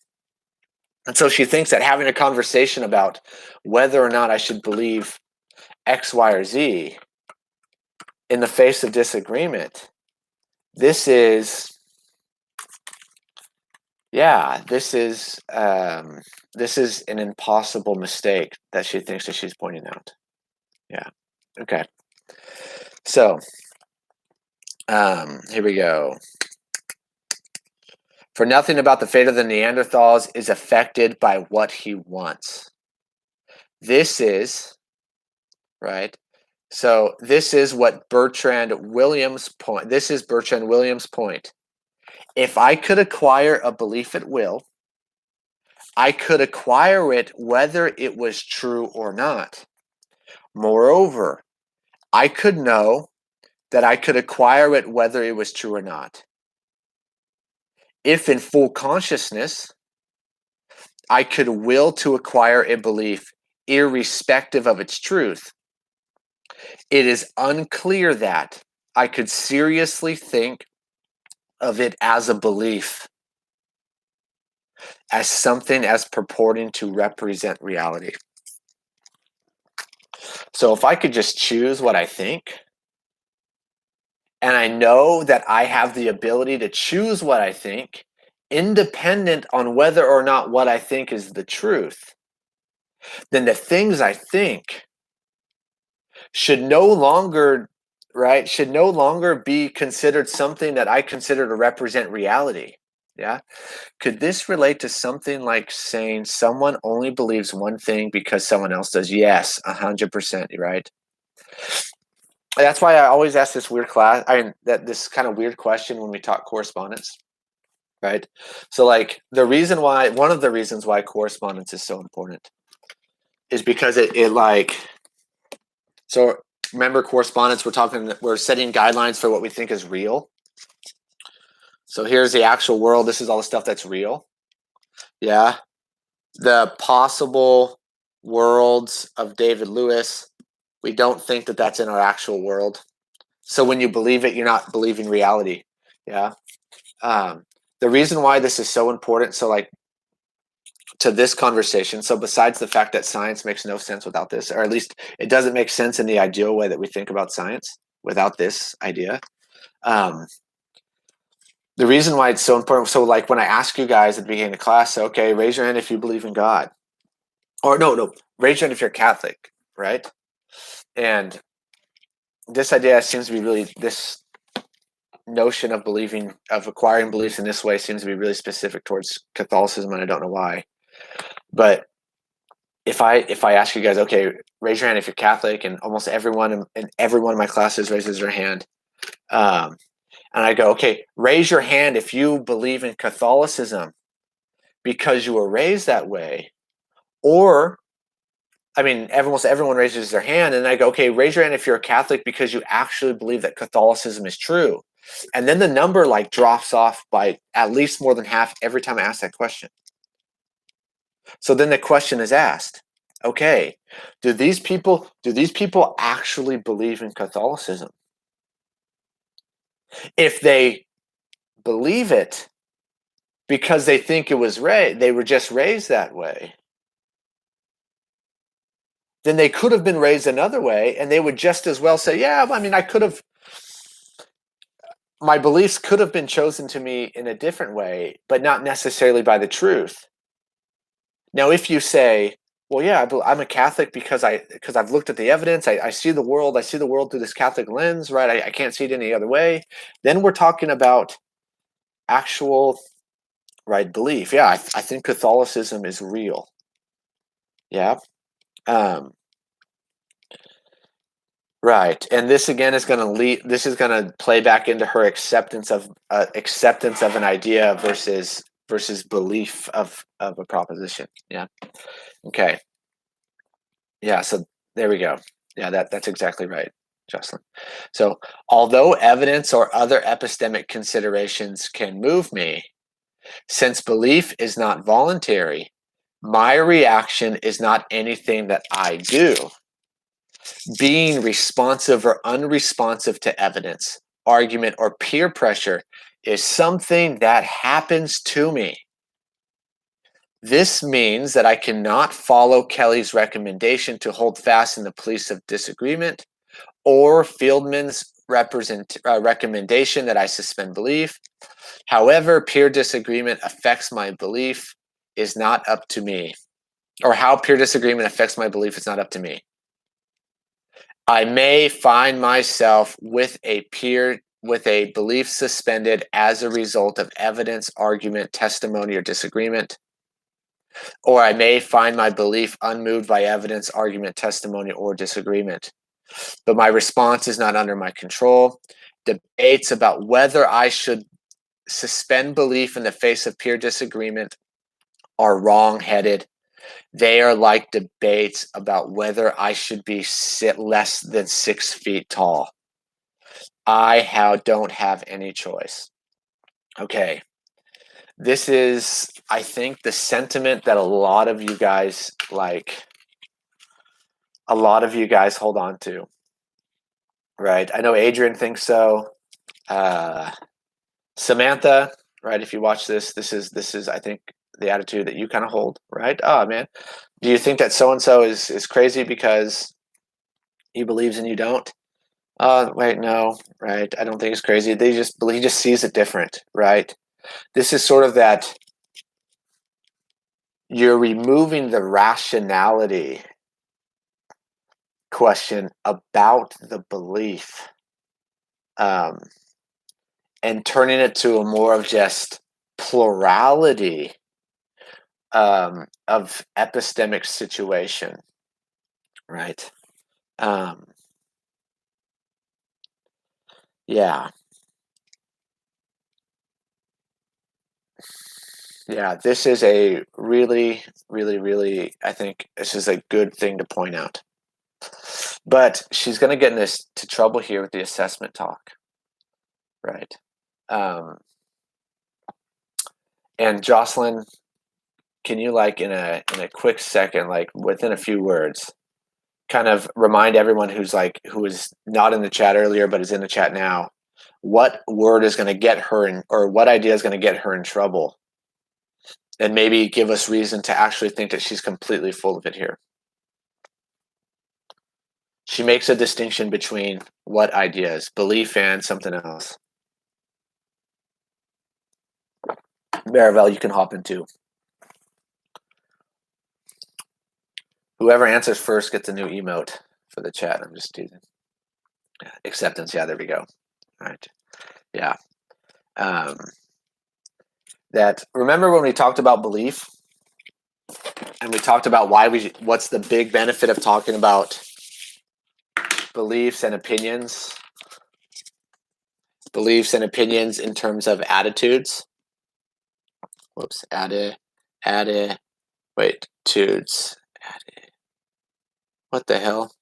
Yeah, attitudes. A-T-T. Damn, goddamn, attitudes. Well, however you spell it. Yeah, my dyslexia is running rampant. Yeah. There we go. I've been demoted from Davis Lewis status. Yeah. Yeah, why do we talk about it in terms of attitude? Why does it make so much sense? Because our attitudes inspire behavior, right? And this acceptance talk is going to get us in trouble here. Okay, so I'm just going to read through this last section 6, and then we're going to start roasting a little bit. So, although involuntariness does not exempt responses to disagreement from assessment, it affects the sort of assessment they are subject to. Plenty of things are beyond our control. Beyond our control are subject to assessment. The weather, for instance. So, we assess weather. The weather, even though the weather really isn't in our control, right? It is a miserable day today. It would have been preferable if the rain had held off until after the parade. This is perfectly respectable assessment that does not impute fault. If belief is not subject to direct voluntary control, then assessing someone's reaction to disagreement is similar to assessing the weather. It is, or is not, regrettable that Jack suspended belief. Is like it is or is not regrettable that it rained on the parade. The epistemological issue under dispute then is whether a better constellation of beliefs results when one suspends belief in the face of peer or superior disagreement, or when one resolutely retains one's belief. The locus of assessment is the constellation of beliefs, not the actions of the believer, right? And so we could say, man, it's instead of saying, okay, is David Lewis, am I crazy for David Lewis to disagree with David Lewis? David Lewis would say something like, okay, it's not that my belief, it's not that my action in the face of the disagreement isn't up for evaluation or assessment, but instead it's not that, wow, that's irrational that you don't believe. It's that, man, that's too bad that you don't suspend judgment in the face of this disagreement. Or it's too bad that you don't believe X, even though superior Y, superior A believes Y. Yeah. If such assessments are assessments of epistemic rationality, so doxastic rationality, then assessments of doxastic rationality are assessments of what happens to us cognitively.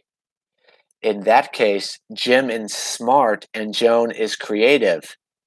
Is suspending belief or retain? If suspending belief is cognitively good in cases of disagreement with epistemic peers or superior, and rationality is the predicate that characterizes that sort of thing, then he is rational.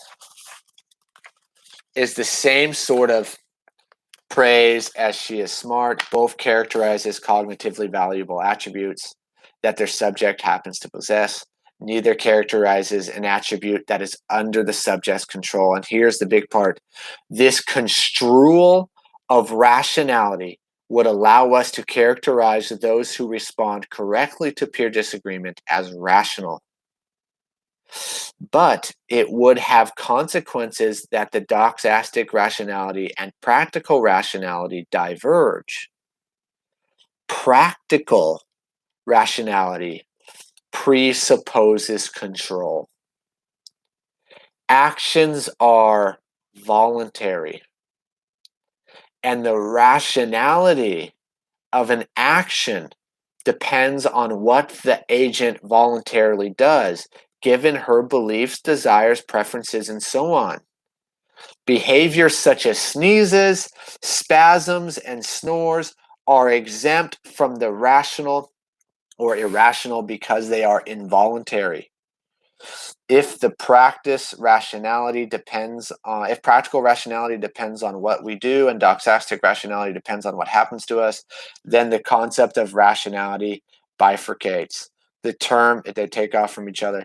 Yeah, the term rationality indicates something quite different when applied to beliefs and when applied to action. This could be so, but in it is an awkward result. The question raises why we use the term for two such different phenomena. Yeah. Okay. All right. Let's see here. Can someone in the chat, if not, I'm gonna run and use the restroom. I'm gonna be as quick as I can. Can someone type in the chat what they think is being said in this last two paragraphs, but namely the last one? Yeah, I'll be back in 1 second.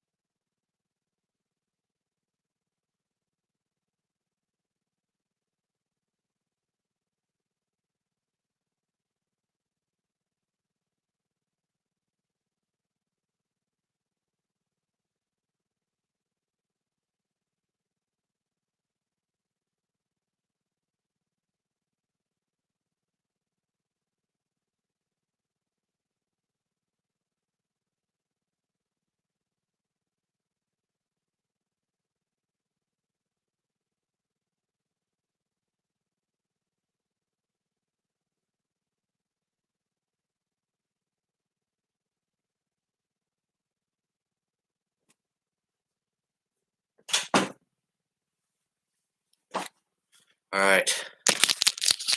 No one's written. Yeah. Anyone catch any ghosts while I was going in the background? I'm just kidding. Don't tell me if you did. Okay. So, yeah. What's being said here? Actions are voluntary. Let's see here. Yeah. So the question she thinks that should be answered, and this is going to be this acceptance talk. The question that should be asked about this term rationality, or it should be one about not what you think doxastically or about your epistemic beliefs. So like what you think you know, right, or what you believe, right? It's not about what we believe, but instead the question about rationality. So now this is like the bigger problem. Depending on our actions, yes, there we go. Oh wait, no, not quite. Not depending on our actions could define our beliefs, but instead, the question should be asked about action. Action in the face of some sort of belief, or action in the face of some sort of evidence or disagreement, right? Yeah, and so this is where the split between acceptance and stuff. God dang it, man. All right, I'm gonna read, unless someone objects right like within the next 2 seconds. I'm gonna try to speed through section 7. God dang, because I don't want to keep reading. Okay, so waiting for a second.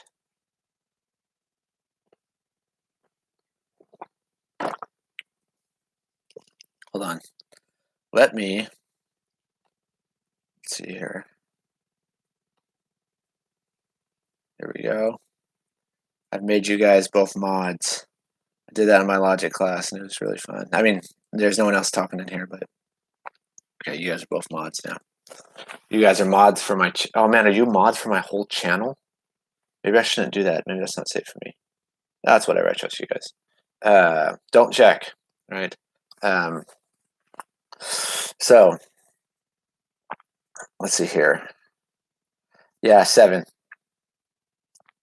Since that'd be, if you did that, I would be so upset. I mean, there's nothing on my channel besides these videos and like secret videos I posted just for me to have. But if you did that, I would be really mad for a time. And then later on in the future, anytime I would tell me and my friends would talk about, yeah, one time I made a student a mod in my class and she deleted my channel. That we would laugh later on. That'd be really funny. Don't do it though. Okay, I'm going to speak to this. So, since beliefs are not voluntary and an epistemic agent cannot, even through judicious assessment, bring it about that she retains or lowers her degree of belief or suspends belief in the face of disagreement. She may, however, be able to affect her responses indirectly. Okay, I want you guys to think about the notion of like werewolves trying to tie themselves down. Okay, in this example, right? I want you guys to think about this, right? She's sort of describing a sort of being a werewolf towards the evidence. You're not in control about how you behave as a werewolf, but you're going to be able to position yourself in times in which you restrict or you promote certain werewolf behavior, like being tied down and not mauling people. Or maybe if you're a werewolf, you know you're a werewolf, you're going to, instead of killing people, you're going to remove yourself from places in which people can be. Or man, maybe I'm a werewolf and I only want to eat chicken. So what do? You tie yourself up in a chicken coop, right? Yeah, think about this. What I'm saying is going to relate to what I'm going to read in this short section. Okay, she may, however, be able to affect her responses indirectly. Pascal. So this guy Pascal, he gives like this decision making theory, kind of like equation on why it is in your best economic situation to believe in God. That if God is real, so right, you either live like God is real. This looks like trash. Let me see. real quick. Pascal, famous philosopher, mathematician. Okay, God is real. God is not real. You live like God is real. You don't live like God is real. Okay, if God is real and you live like God is real, then you get to go to heaven. Yay. Let me see here. There we go. You get to go to heaven. This is maximum pleasure. Yeah. If you live like God is real and God is not real, then guess what? You just die at the end. Nothing happens. No pleasure, no pain. Yeah. In fact, you only missed out on a few really short yeah, this is going to be a kind of fake it till you make it mindset. Yeah. I mean, not so directly fake it till you make it. I mean, although faking it till you make it is going to be a version of what she's saying. Yeah. Yeah. So, Pascal, if you live like God's real and God's not real, then you really only miss out on, I don't know, what are some things? Doing coke and hooking up with whoever you want, this sort of stuff. Yeah, that's cool, but it goes away. It's kind of cheap, right? Okay. If let me do the dramatic one last. If God is not real and you don't live like it, well, in the end, you just die, but you do get to do that coke, right? That's a coke line. I don't know what the hell that's supposed to be, right? And hook up with, right, with whoever, yeah, as many people as you want, right? That's supposed to be some guy being a womanizer with as many chicks as possible. And again, in the end, as far as eternity is concerned, yeah, nothing happens here. But if you don't live like God is real and God is real, then Pascal says, well, what? Well, there we go. Maximum pain. There we go. There's someone screaming. Oh, shoot. Right, like Mr. Bill. Okay. It is in your best interest, rationally, to live as if God is, in fact, real. Right? This is that wager, Pascal's wager. Okay. This is a sort of, this is a rational argument in the favor of belief formation, right? Pascal recognizes this in his decision of the wager, right? He does not think that one could come to believe that God exists simply by appreciating it, that it would be prudent, simply by going, oh yeah, that is probably in my best interest to believe it. That's not enough for me to actually come to the belief that it's true. It being true is a different conclusion than it being best for me to believe that it's true, right?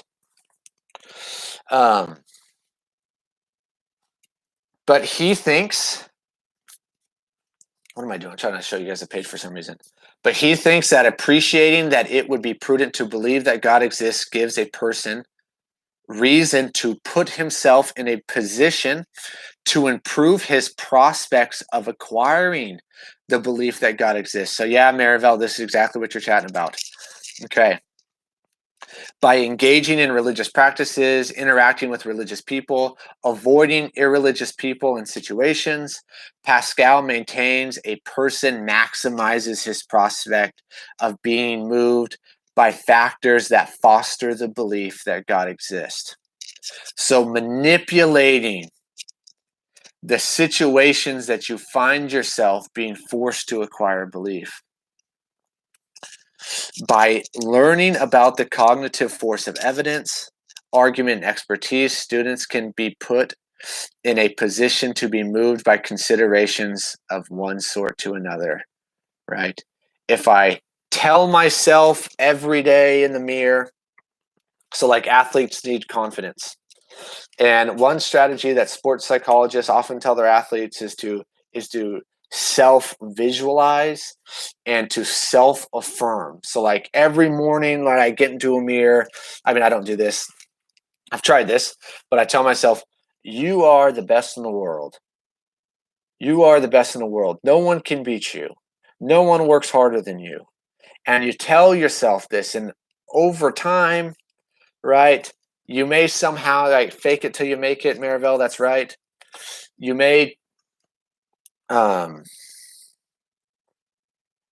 convince yourself to actually believe it. And then once you believe something so strong as you are the best in the world, well, remember that our beliefs, the way that our attitudes, there we go, I spelled it right, only because I have the rhythm in my head, not because I know how to spell it. Our attitudes, they manifest behavior. So when you get out there and you go to like really like do well in competition, you manifest the championship behavior. Yeah. Okay. Yeah. You put yourself in a position to believe, right? Is something being the best interest a valid argument for what we think truth is? Or is that even, yes, okay. Couldn't that make into a cocky attitude? Well, in a way. Yeah, so Marivelle, that is actually going to come down to what we think truth is in general, right? So the truth that we're working with in the context of the disagreement talk is the truth that truth is when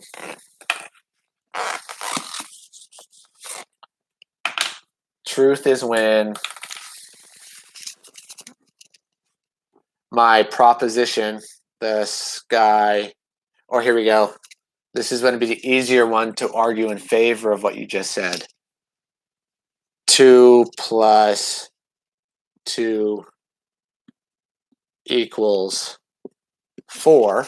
This is a proposition that can be true or false. The truth we're dealing with here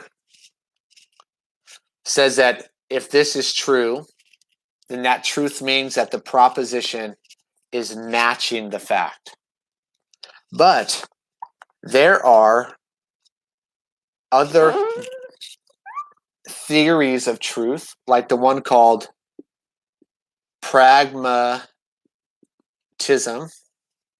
which hold that it's not that the propositions match the world, but instead it's that the propositions, right, they help us the most. They're the most beneficial for us. But this is, although an extremely important and popular version of truth in the States, with analytic philosophy, and what came kind of after the postmodern movement. Yeah, this is not the kind of truth we're dealing with here. We're dealing with the ideal, the classical version of truth, where things are true because they match the facts, not because they help us. If we were dealing with that kind of truth, well, then yeah, this conversation would in fact no, I mean, it would stay intact, actually, I think. Because then the conversation would just be, okay, if you think this is true, if you think this helps us more and I think it doesn't, then how can I rationally believe that this helps us more? This idea helps us more, right? And even in doing that, the reason why we assume the ideal version is because when we have conversations about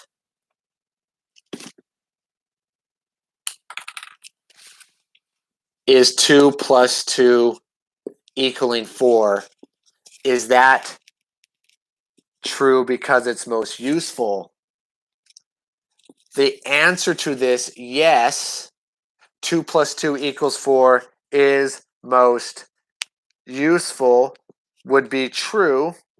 But in what terms would it be true? Well, it would be true in terms of, well, the version of truth we're saying. It's true, in fact, that this is useful. It's a really complicated conversation. Maybe next B9 I'll just do theories of truth instead of disagreement. It's actually a little more nauseating to hold down and to have. Yeah. Marivelle, um, if you take philosophy classes at Berkeley, and I'm not talking like ethics and political philosophy and these sorts of things, which are important, but if you take a hard metaphysics class in philosophy, you will learn about the different ideas of truth. Yeah. Um, this is a fantastic school for doing this kind of metaphysics. Actually, the best metaphysician from that school actually just got Me Too'd, and for right reasons. John Searle, he's actually a major creep. I'll actually upload a link to his talk on what truth is in Canvas after I'm done with this. But he's actually not at Berkeley anymore. But he's actually kind of a monster when you think about what his stuff. But you still can't deny that he is an important philosopher of science and truth. Oh, okay. Couldn't it make it into a cocky attitude? Well, in our way. If we Yeah. So Justin, while I write that out more for me. Write that more out for me. Yes, but I want to make sure I'm saying yes to the right thing. Um, okay. So by learning about the cognitive force of evidence, argument, expertise, students can be put in a position to be moved by consideration of one sort to another, and both as Pascal and the educators recognize. Education has a similar effect. Right. And recognize epistemic agents can learn to appreciate why it might be worthwhile to maximize their prospects for forming and retaining and revising and rejecting beliefs of different kinds. Arguably, then, when a rationale vice versa, our beliefs that P, not directly because we are moved by evidence for P, but because we properly put ourselves in a position to be moved. So doxastic rationality is rationality, the rationality about the belief itself from an epistemic perspective is a sort of practical rationality. It applies to strategies for acquiring beliefs, not for the beliefs themselves. If this is so, then the real issue about the epistemological implications of disagreement is not whether an epistemic agent should retain or revise a belief in the face of disagreement. It is whether she should put herself in a position to be moved by such a disagreement, or put in a position to be steadfast in the face of it. Either option would be, to a significant extent, a consequence of education. If an epistemic agent learns to appreciate the merit of her opponent's position or the value of his insight, she might find herself moderating her views when they conflict with hers. If she learns the perils of skepticism and spinelessness, she might find herself resistant to the epistemic pressure of strengthened. Such responses are effects of cognitive character formation. The question then is what sort of character we ought to form. There is, of course, no guarantee that our beliefs will respond as we hope they will, but as subjecting ourselves to the right influences, we maximize our process. Yeah, the crazy part is, though, doesn't it entail a certain mode of belief to determine what sort of beliefs we should set ourselves up to adopt? Yeah. This is a major problem. Okay. Couldn't telling yourself this is the best? Yes. Yes. Okay. Could that make you cocky in any other situation, like in disagreement? Yeah. Okay. So, what disagreement that you think it is the truth when you are clueless? Right. Yeah. And that's, man. Yeah. You totally. I think you summed up the idea that I said a second ago. You would already have to be a sort of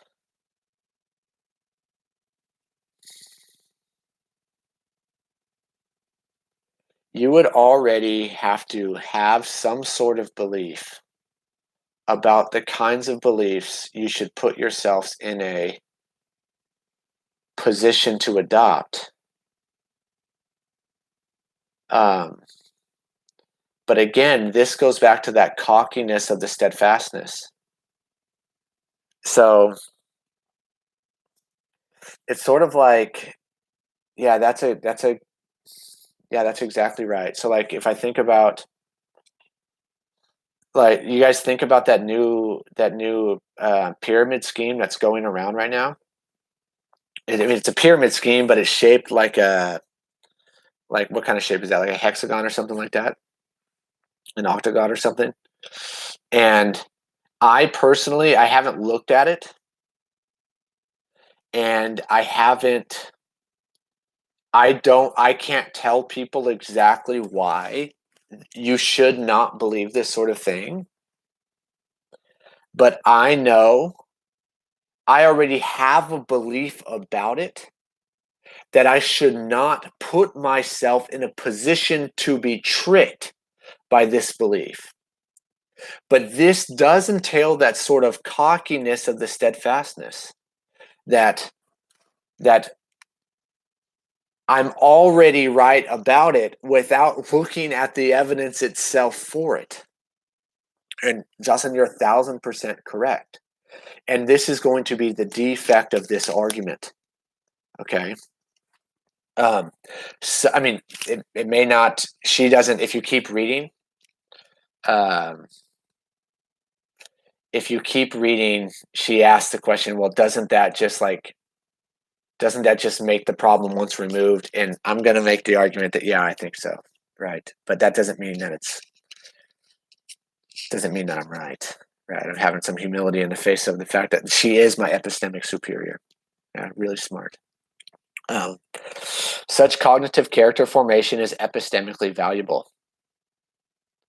It is cognitively worthwhile to be able to appreciate how evidence, argument, and expertise bear on the tenability of a thesis, even where we cannot believe in its conclusion. Although Hume recognizes that we can no longer sustain a skeptical attitude, we think that the argument that leads to skepticism are more important, for they reveal the flimsiness of our grounds for belief, even if we cannot help but believe. We are better off knowing that our cognitive house is built on sand. If you guys take an intro class with me in the fall, you will read both Hume and Clifford. Right. Yeah, Hume doesn't think anything about beliefs are rational. In fact, he thinks that we are by nature completely irrational. In fact, even rationality logically betrays itself. And this actually eventually gives the birth to that other definition of truth rather than the one we're using now, Merville. This Hume guy talking about this. Yeah. So she proposes that, okay, so the question shouldn't be about what sorts of beliefs we have. Should I maintain my belief in the face of disagreement? She says, well, that's not really something that's even possible. That it's not possible for me to choose to maintain or suspend, right, or variate the degree of belief that I have.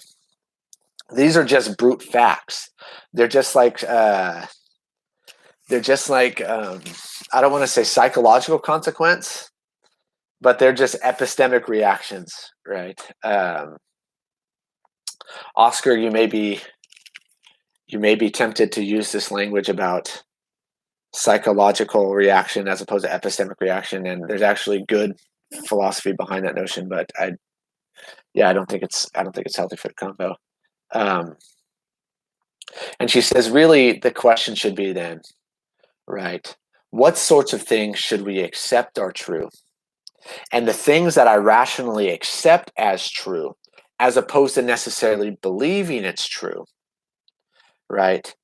This is a question about the rationality of practice, what we're going to allow to motivate our behavior. Yeah. Does this rely on belief being involuntary? Yes, 100%. I don't know when you jumped in here, but yes, belief. She's making a claim that belief is 100% involuntary. That's the key thing. And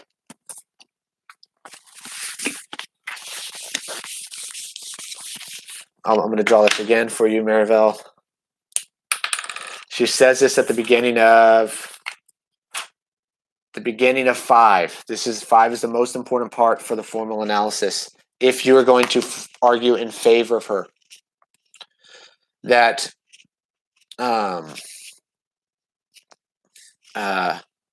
she says ought implies can. So if we're asking the question about if you, so let's say we say you ought to suspend belief, then that means we're assuming that you can suspend belief.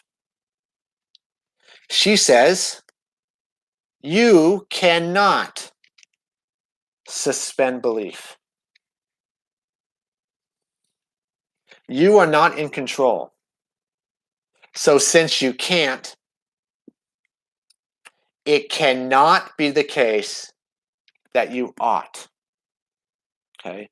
Remember, this is different than saying you ought not. It's saying that you can't ought to believe anything because you just do. Yeah? All right. Jocelyn, you seem to be. Does that make sense, Maribel? So give me a nod in the chat if you can. And Jocelyn or anyone else who's watching, Anthony, if you can. Can you tell me why I think this is a problem? Why I think moving from a conversation about suspending belief to a conversation way over here about what sorts of things we should allow ourselves to accept or we should allow ourselves to inspire behavior. Why do I think this does nothing for the conversation?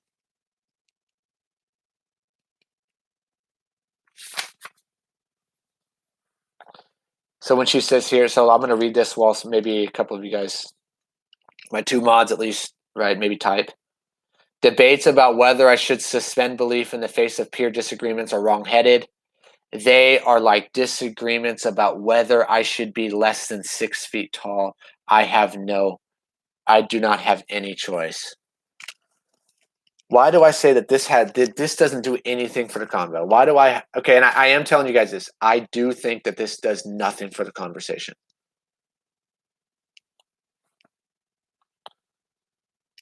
I'll give you guys like a minute. And I'm going to STFU while you guys think about it.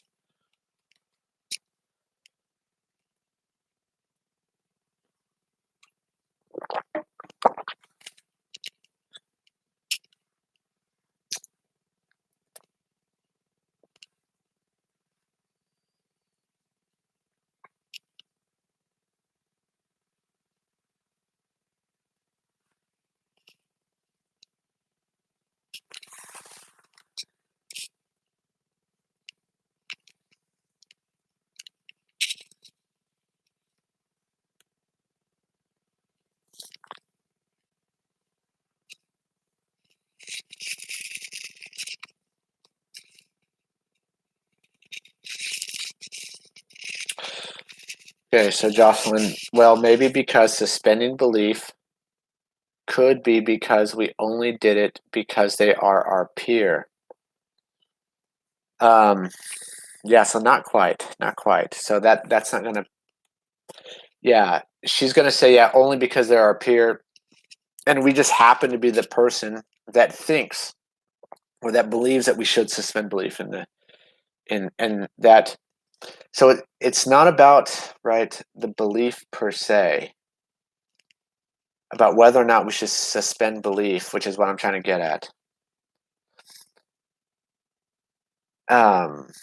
So the response you gave, this is like the Kornblith response, right? This is the Kornblith response. So I may also believe something like that too, but not about this. Well, maybe it does nothing because we kind of ignore the fact that we could be wrong, or that our belief and refuse to suspend belief because it makes us uncomfortable. Right. Okay. So yes, but she points that out, right? So her idea about beliefs being completely involuntary, man, it absolves us of this sort of conversation. Are we justified to be are we justified to have some sort of belief? Well, I'm not in charge of being uncomfortable towards Lewis, right? I'm not in charge of being uncomfortable towards Lewis. And she makes good sense of this, right? And she says, "Man, I can't be charged epistemically. I can't say, oh man, you're not rational because or that you're not lacking some sort of rational virtue just because Lewis's idea makes you too uncomfortable." She actually tackles that issue quite well, right? So AB, right? What we believe is about the facts, not the same as the facts. Yes. Okay. Yes, you're right.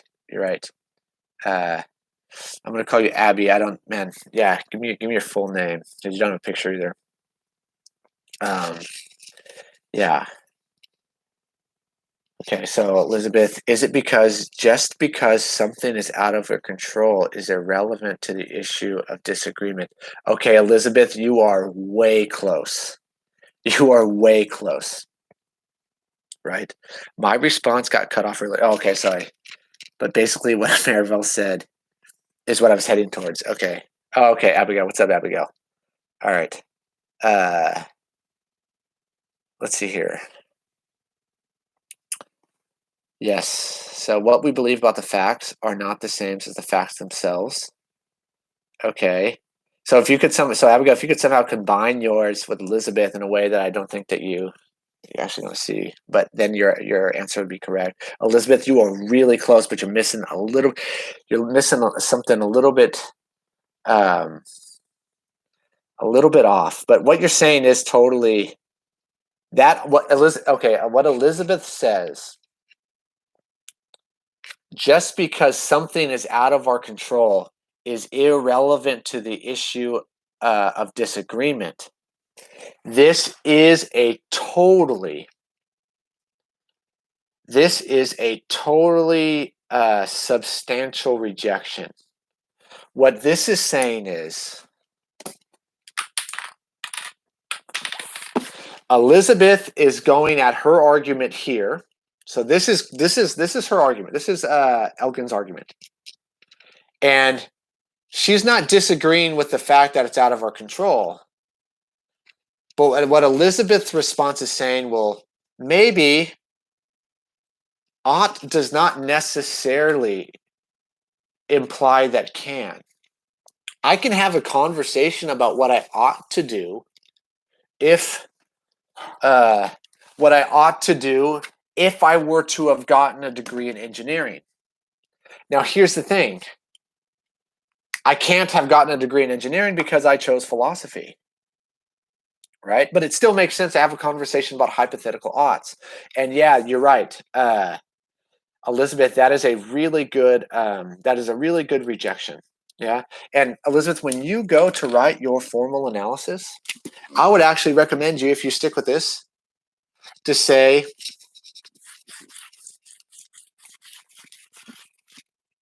so ought implies can. Give me a premise in which you say, that's not true. Ought does not imply can. Yeah. Okay. So Marivelle, what's the question? Our lack of being able to believe does not. Yes. Okay. There we go. Yes. So you are saying exactly what Abigail is saying. And so ABI and Marivelle, your guys' response is going to be the backbone of Elizabeth's response. Okay? So Abigail says, what we believe about the facts are not the same as the facts themselves, 100%. The beliefs are not the facts. And then Marivelle points out our lack of being able to believe. So my lack of the actual being able to control what I think, right, does not affect what's actually true. if you combine that with what Elizabeth says, right? Just because something is out of your control is irrelevant to the issue of whether or not we should suspend disagreement, right? That is a fantastic rejection of this text. Okay. But mine is a little different. Okay. Mine is a little different. Yeah. Right.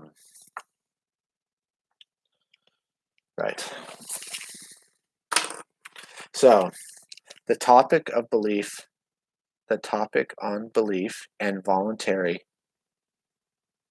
is distinct, right? Yeah, what do you mean, Jocelyn? Let me give you a second to reply.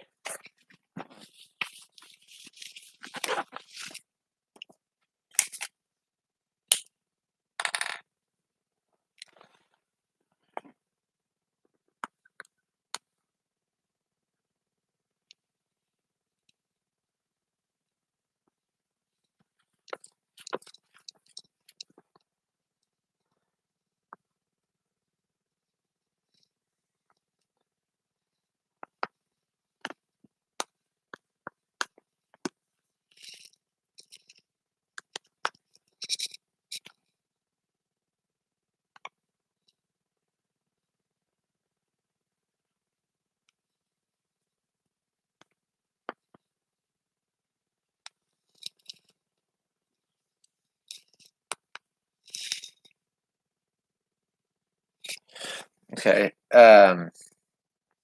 Oh, is something distant. So she says something about being distant or different per se. Let me see. Can you give me a page number, Jocelyn? I'm sorry. This is the real problem of the YouTube stuff. Well, besides that, being able to do the YouTube stuff. She says something about it being distant or different per se, right? So on top of 63. Okay, 63. Oh, okay. Arguably, then we are rational, yeah, right, on our belief that P, not directly because we are moved by evidence for P, but because we properly put ourselves in a distance to be moved so. So this belief about this rationality about the belief, epistemic belief, is a sort of practical rationality. Yeah, 100%. It applies to strategies for acquiring beliefs, not the beliefs themselves. Right. This is what you're referring to, right, Jocelyn?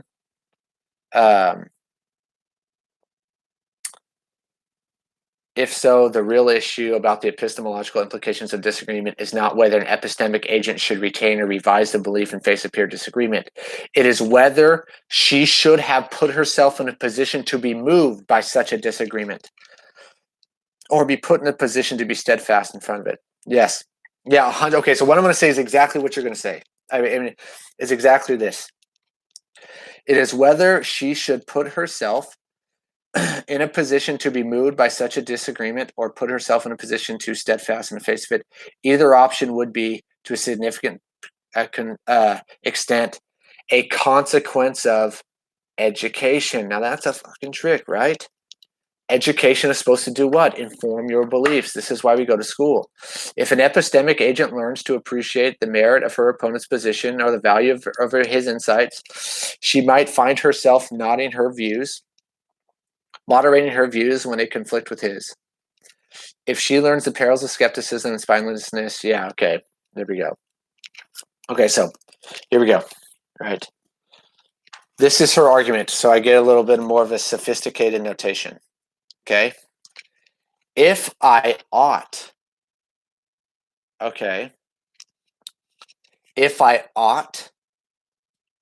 to change my beliefs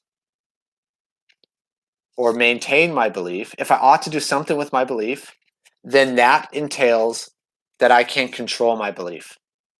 She says here that you can't control your belief, so you can't ought to do anything with your belief. This is her whole argument. Okay, I'm going to ask you this. What's the difference between what I just said between this and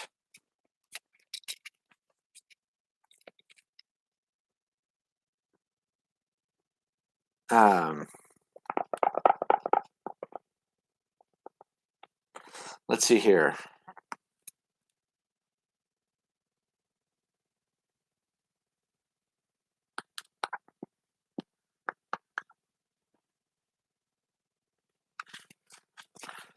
I'm trying to do this without writing it completely different. So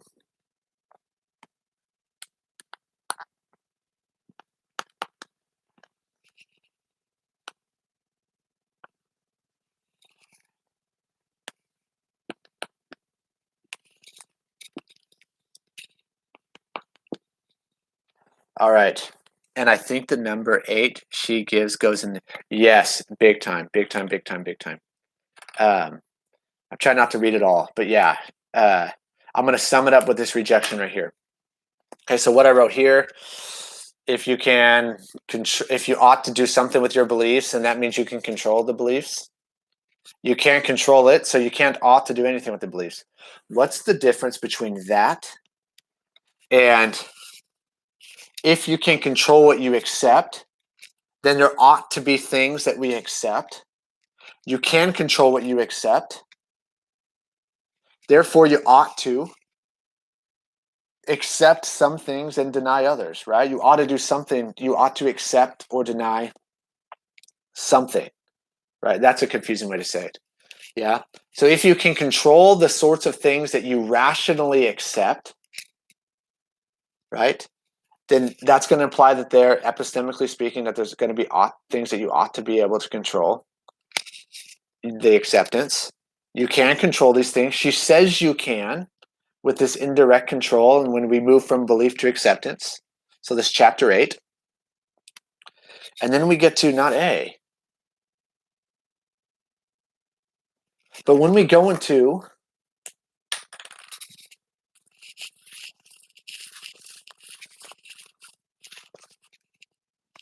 well, what determines the things that we ought to accept? How do we do that?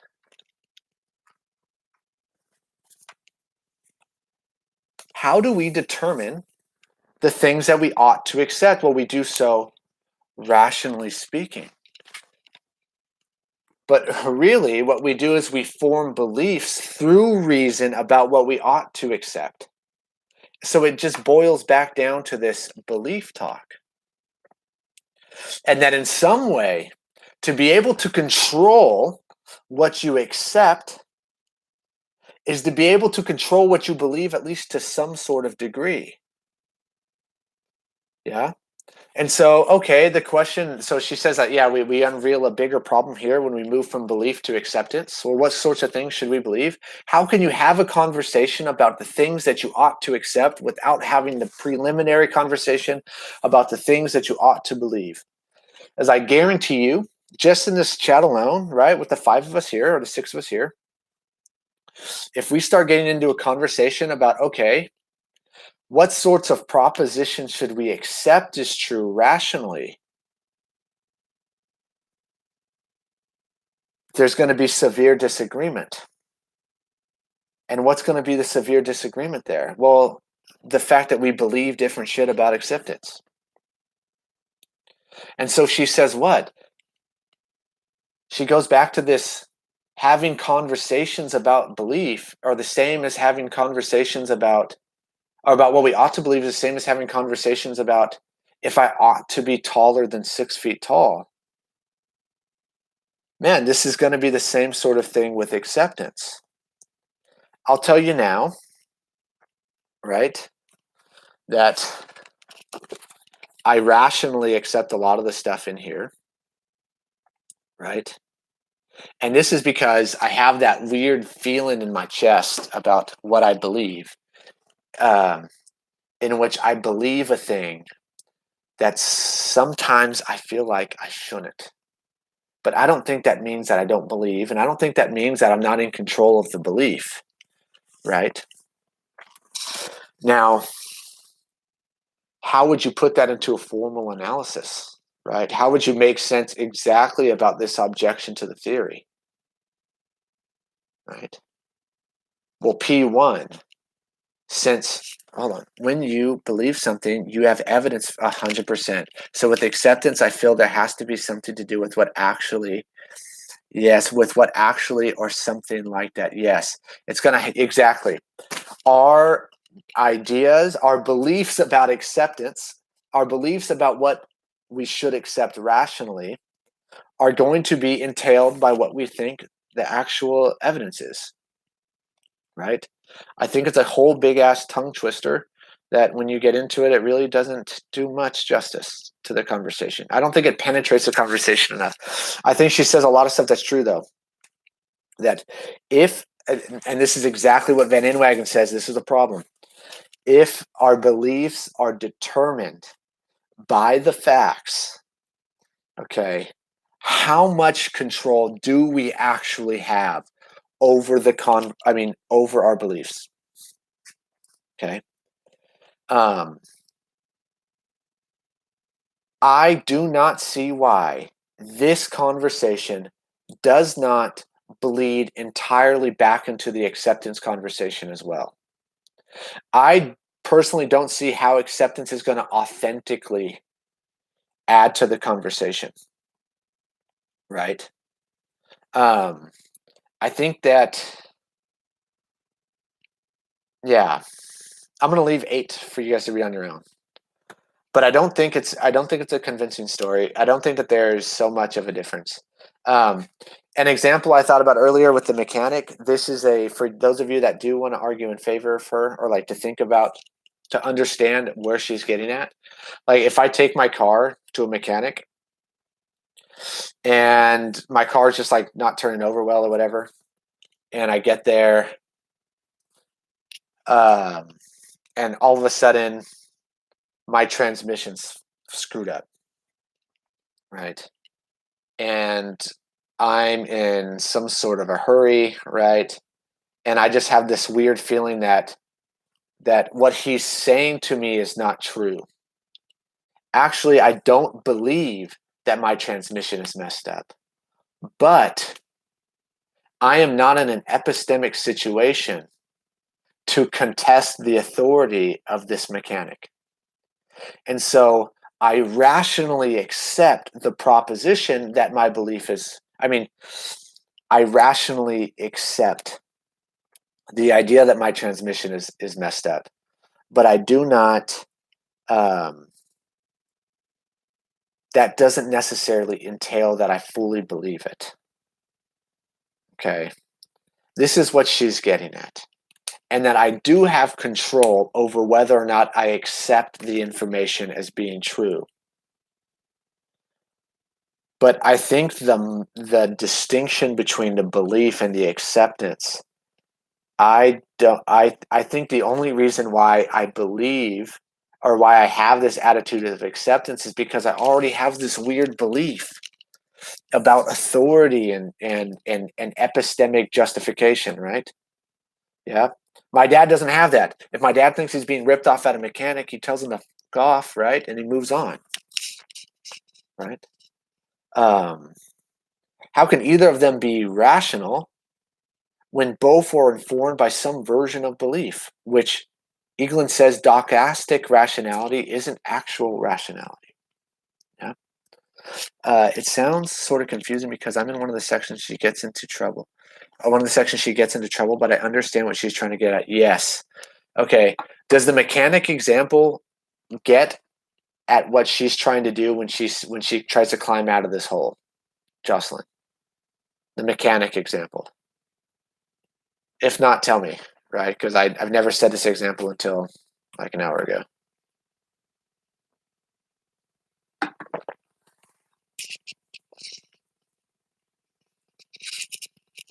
Okay. All right. So does everyone have like, I know we went super complicated. We're going at 2.5 hours. Does everyone that's in the chat right now feel like they have like a pretty good grasp of what's going on? Elizabeth and Abigail, what do you guys think?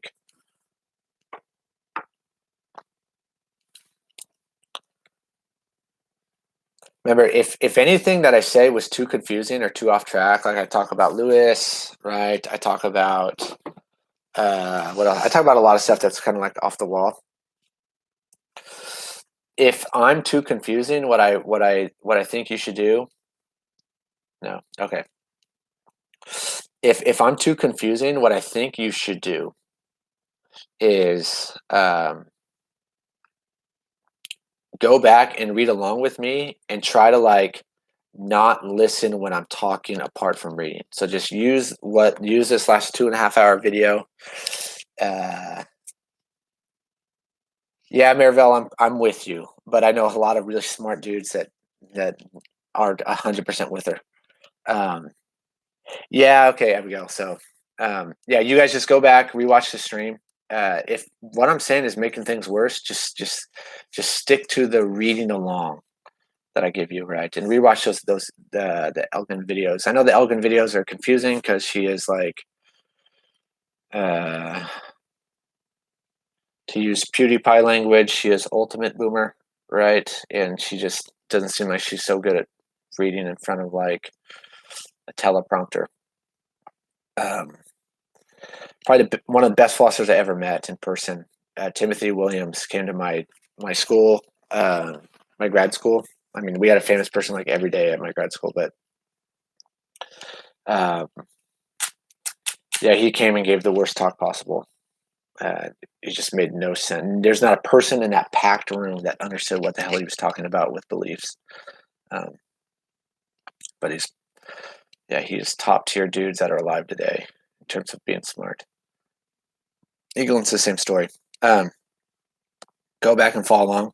You guys, what I'm going to do now is I'm going to end this stream and immediately start a new one. Okay, so that I could talk about the assignment in particular so that people don't have to sit here and like, people don't have to sit here and for 2.5 hours just to get through conversation directly about the text. So like Marivelle, you said you understood it. I'm sure you understood the entire time. Right. So for the Maravelles in a group who don't need help reading it or understanding it, I'm going to upload this other video just so you can just get to just understand what I mean by just the formal analysis and not paper. All right. So I'm going to end this right now and I'm going to go live like right away. All right. I'll see you guys.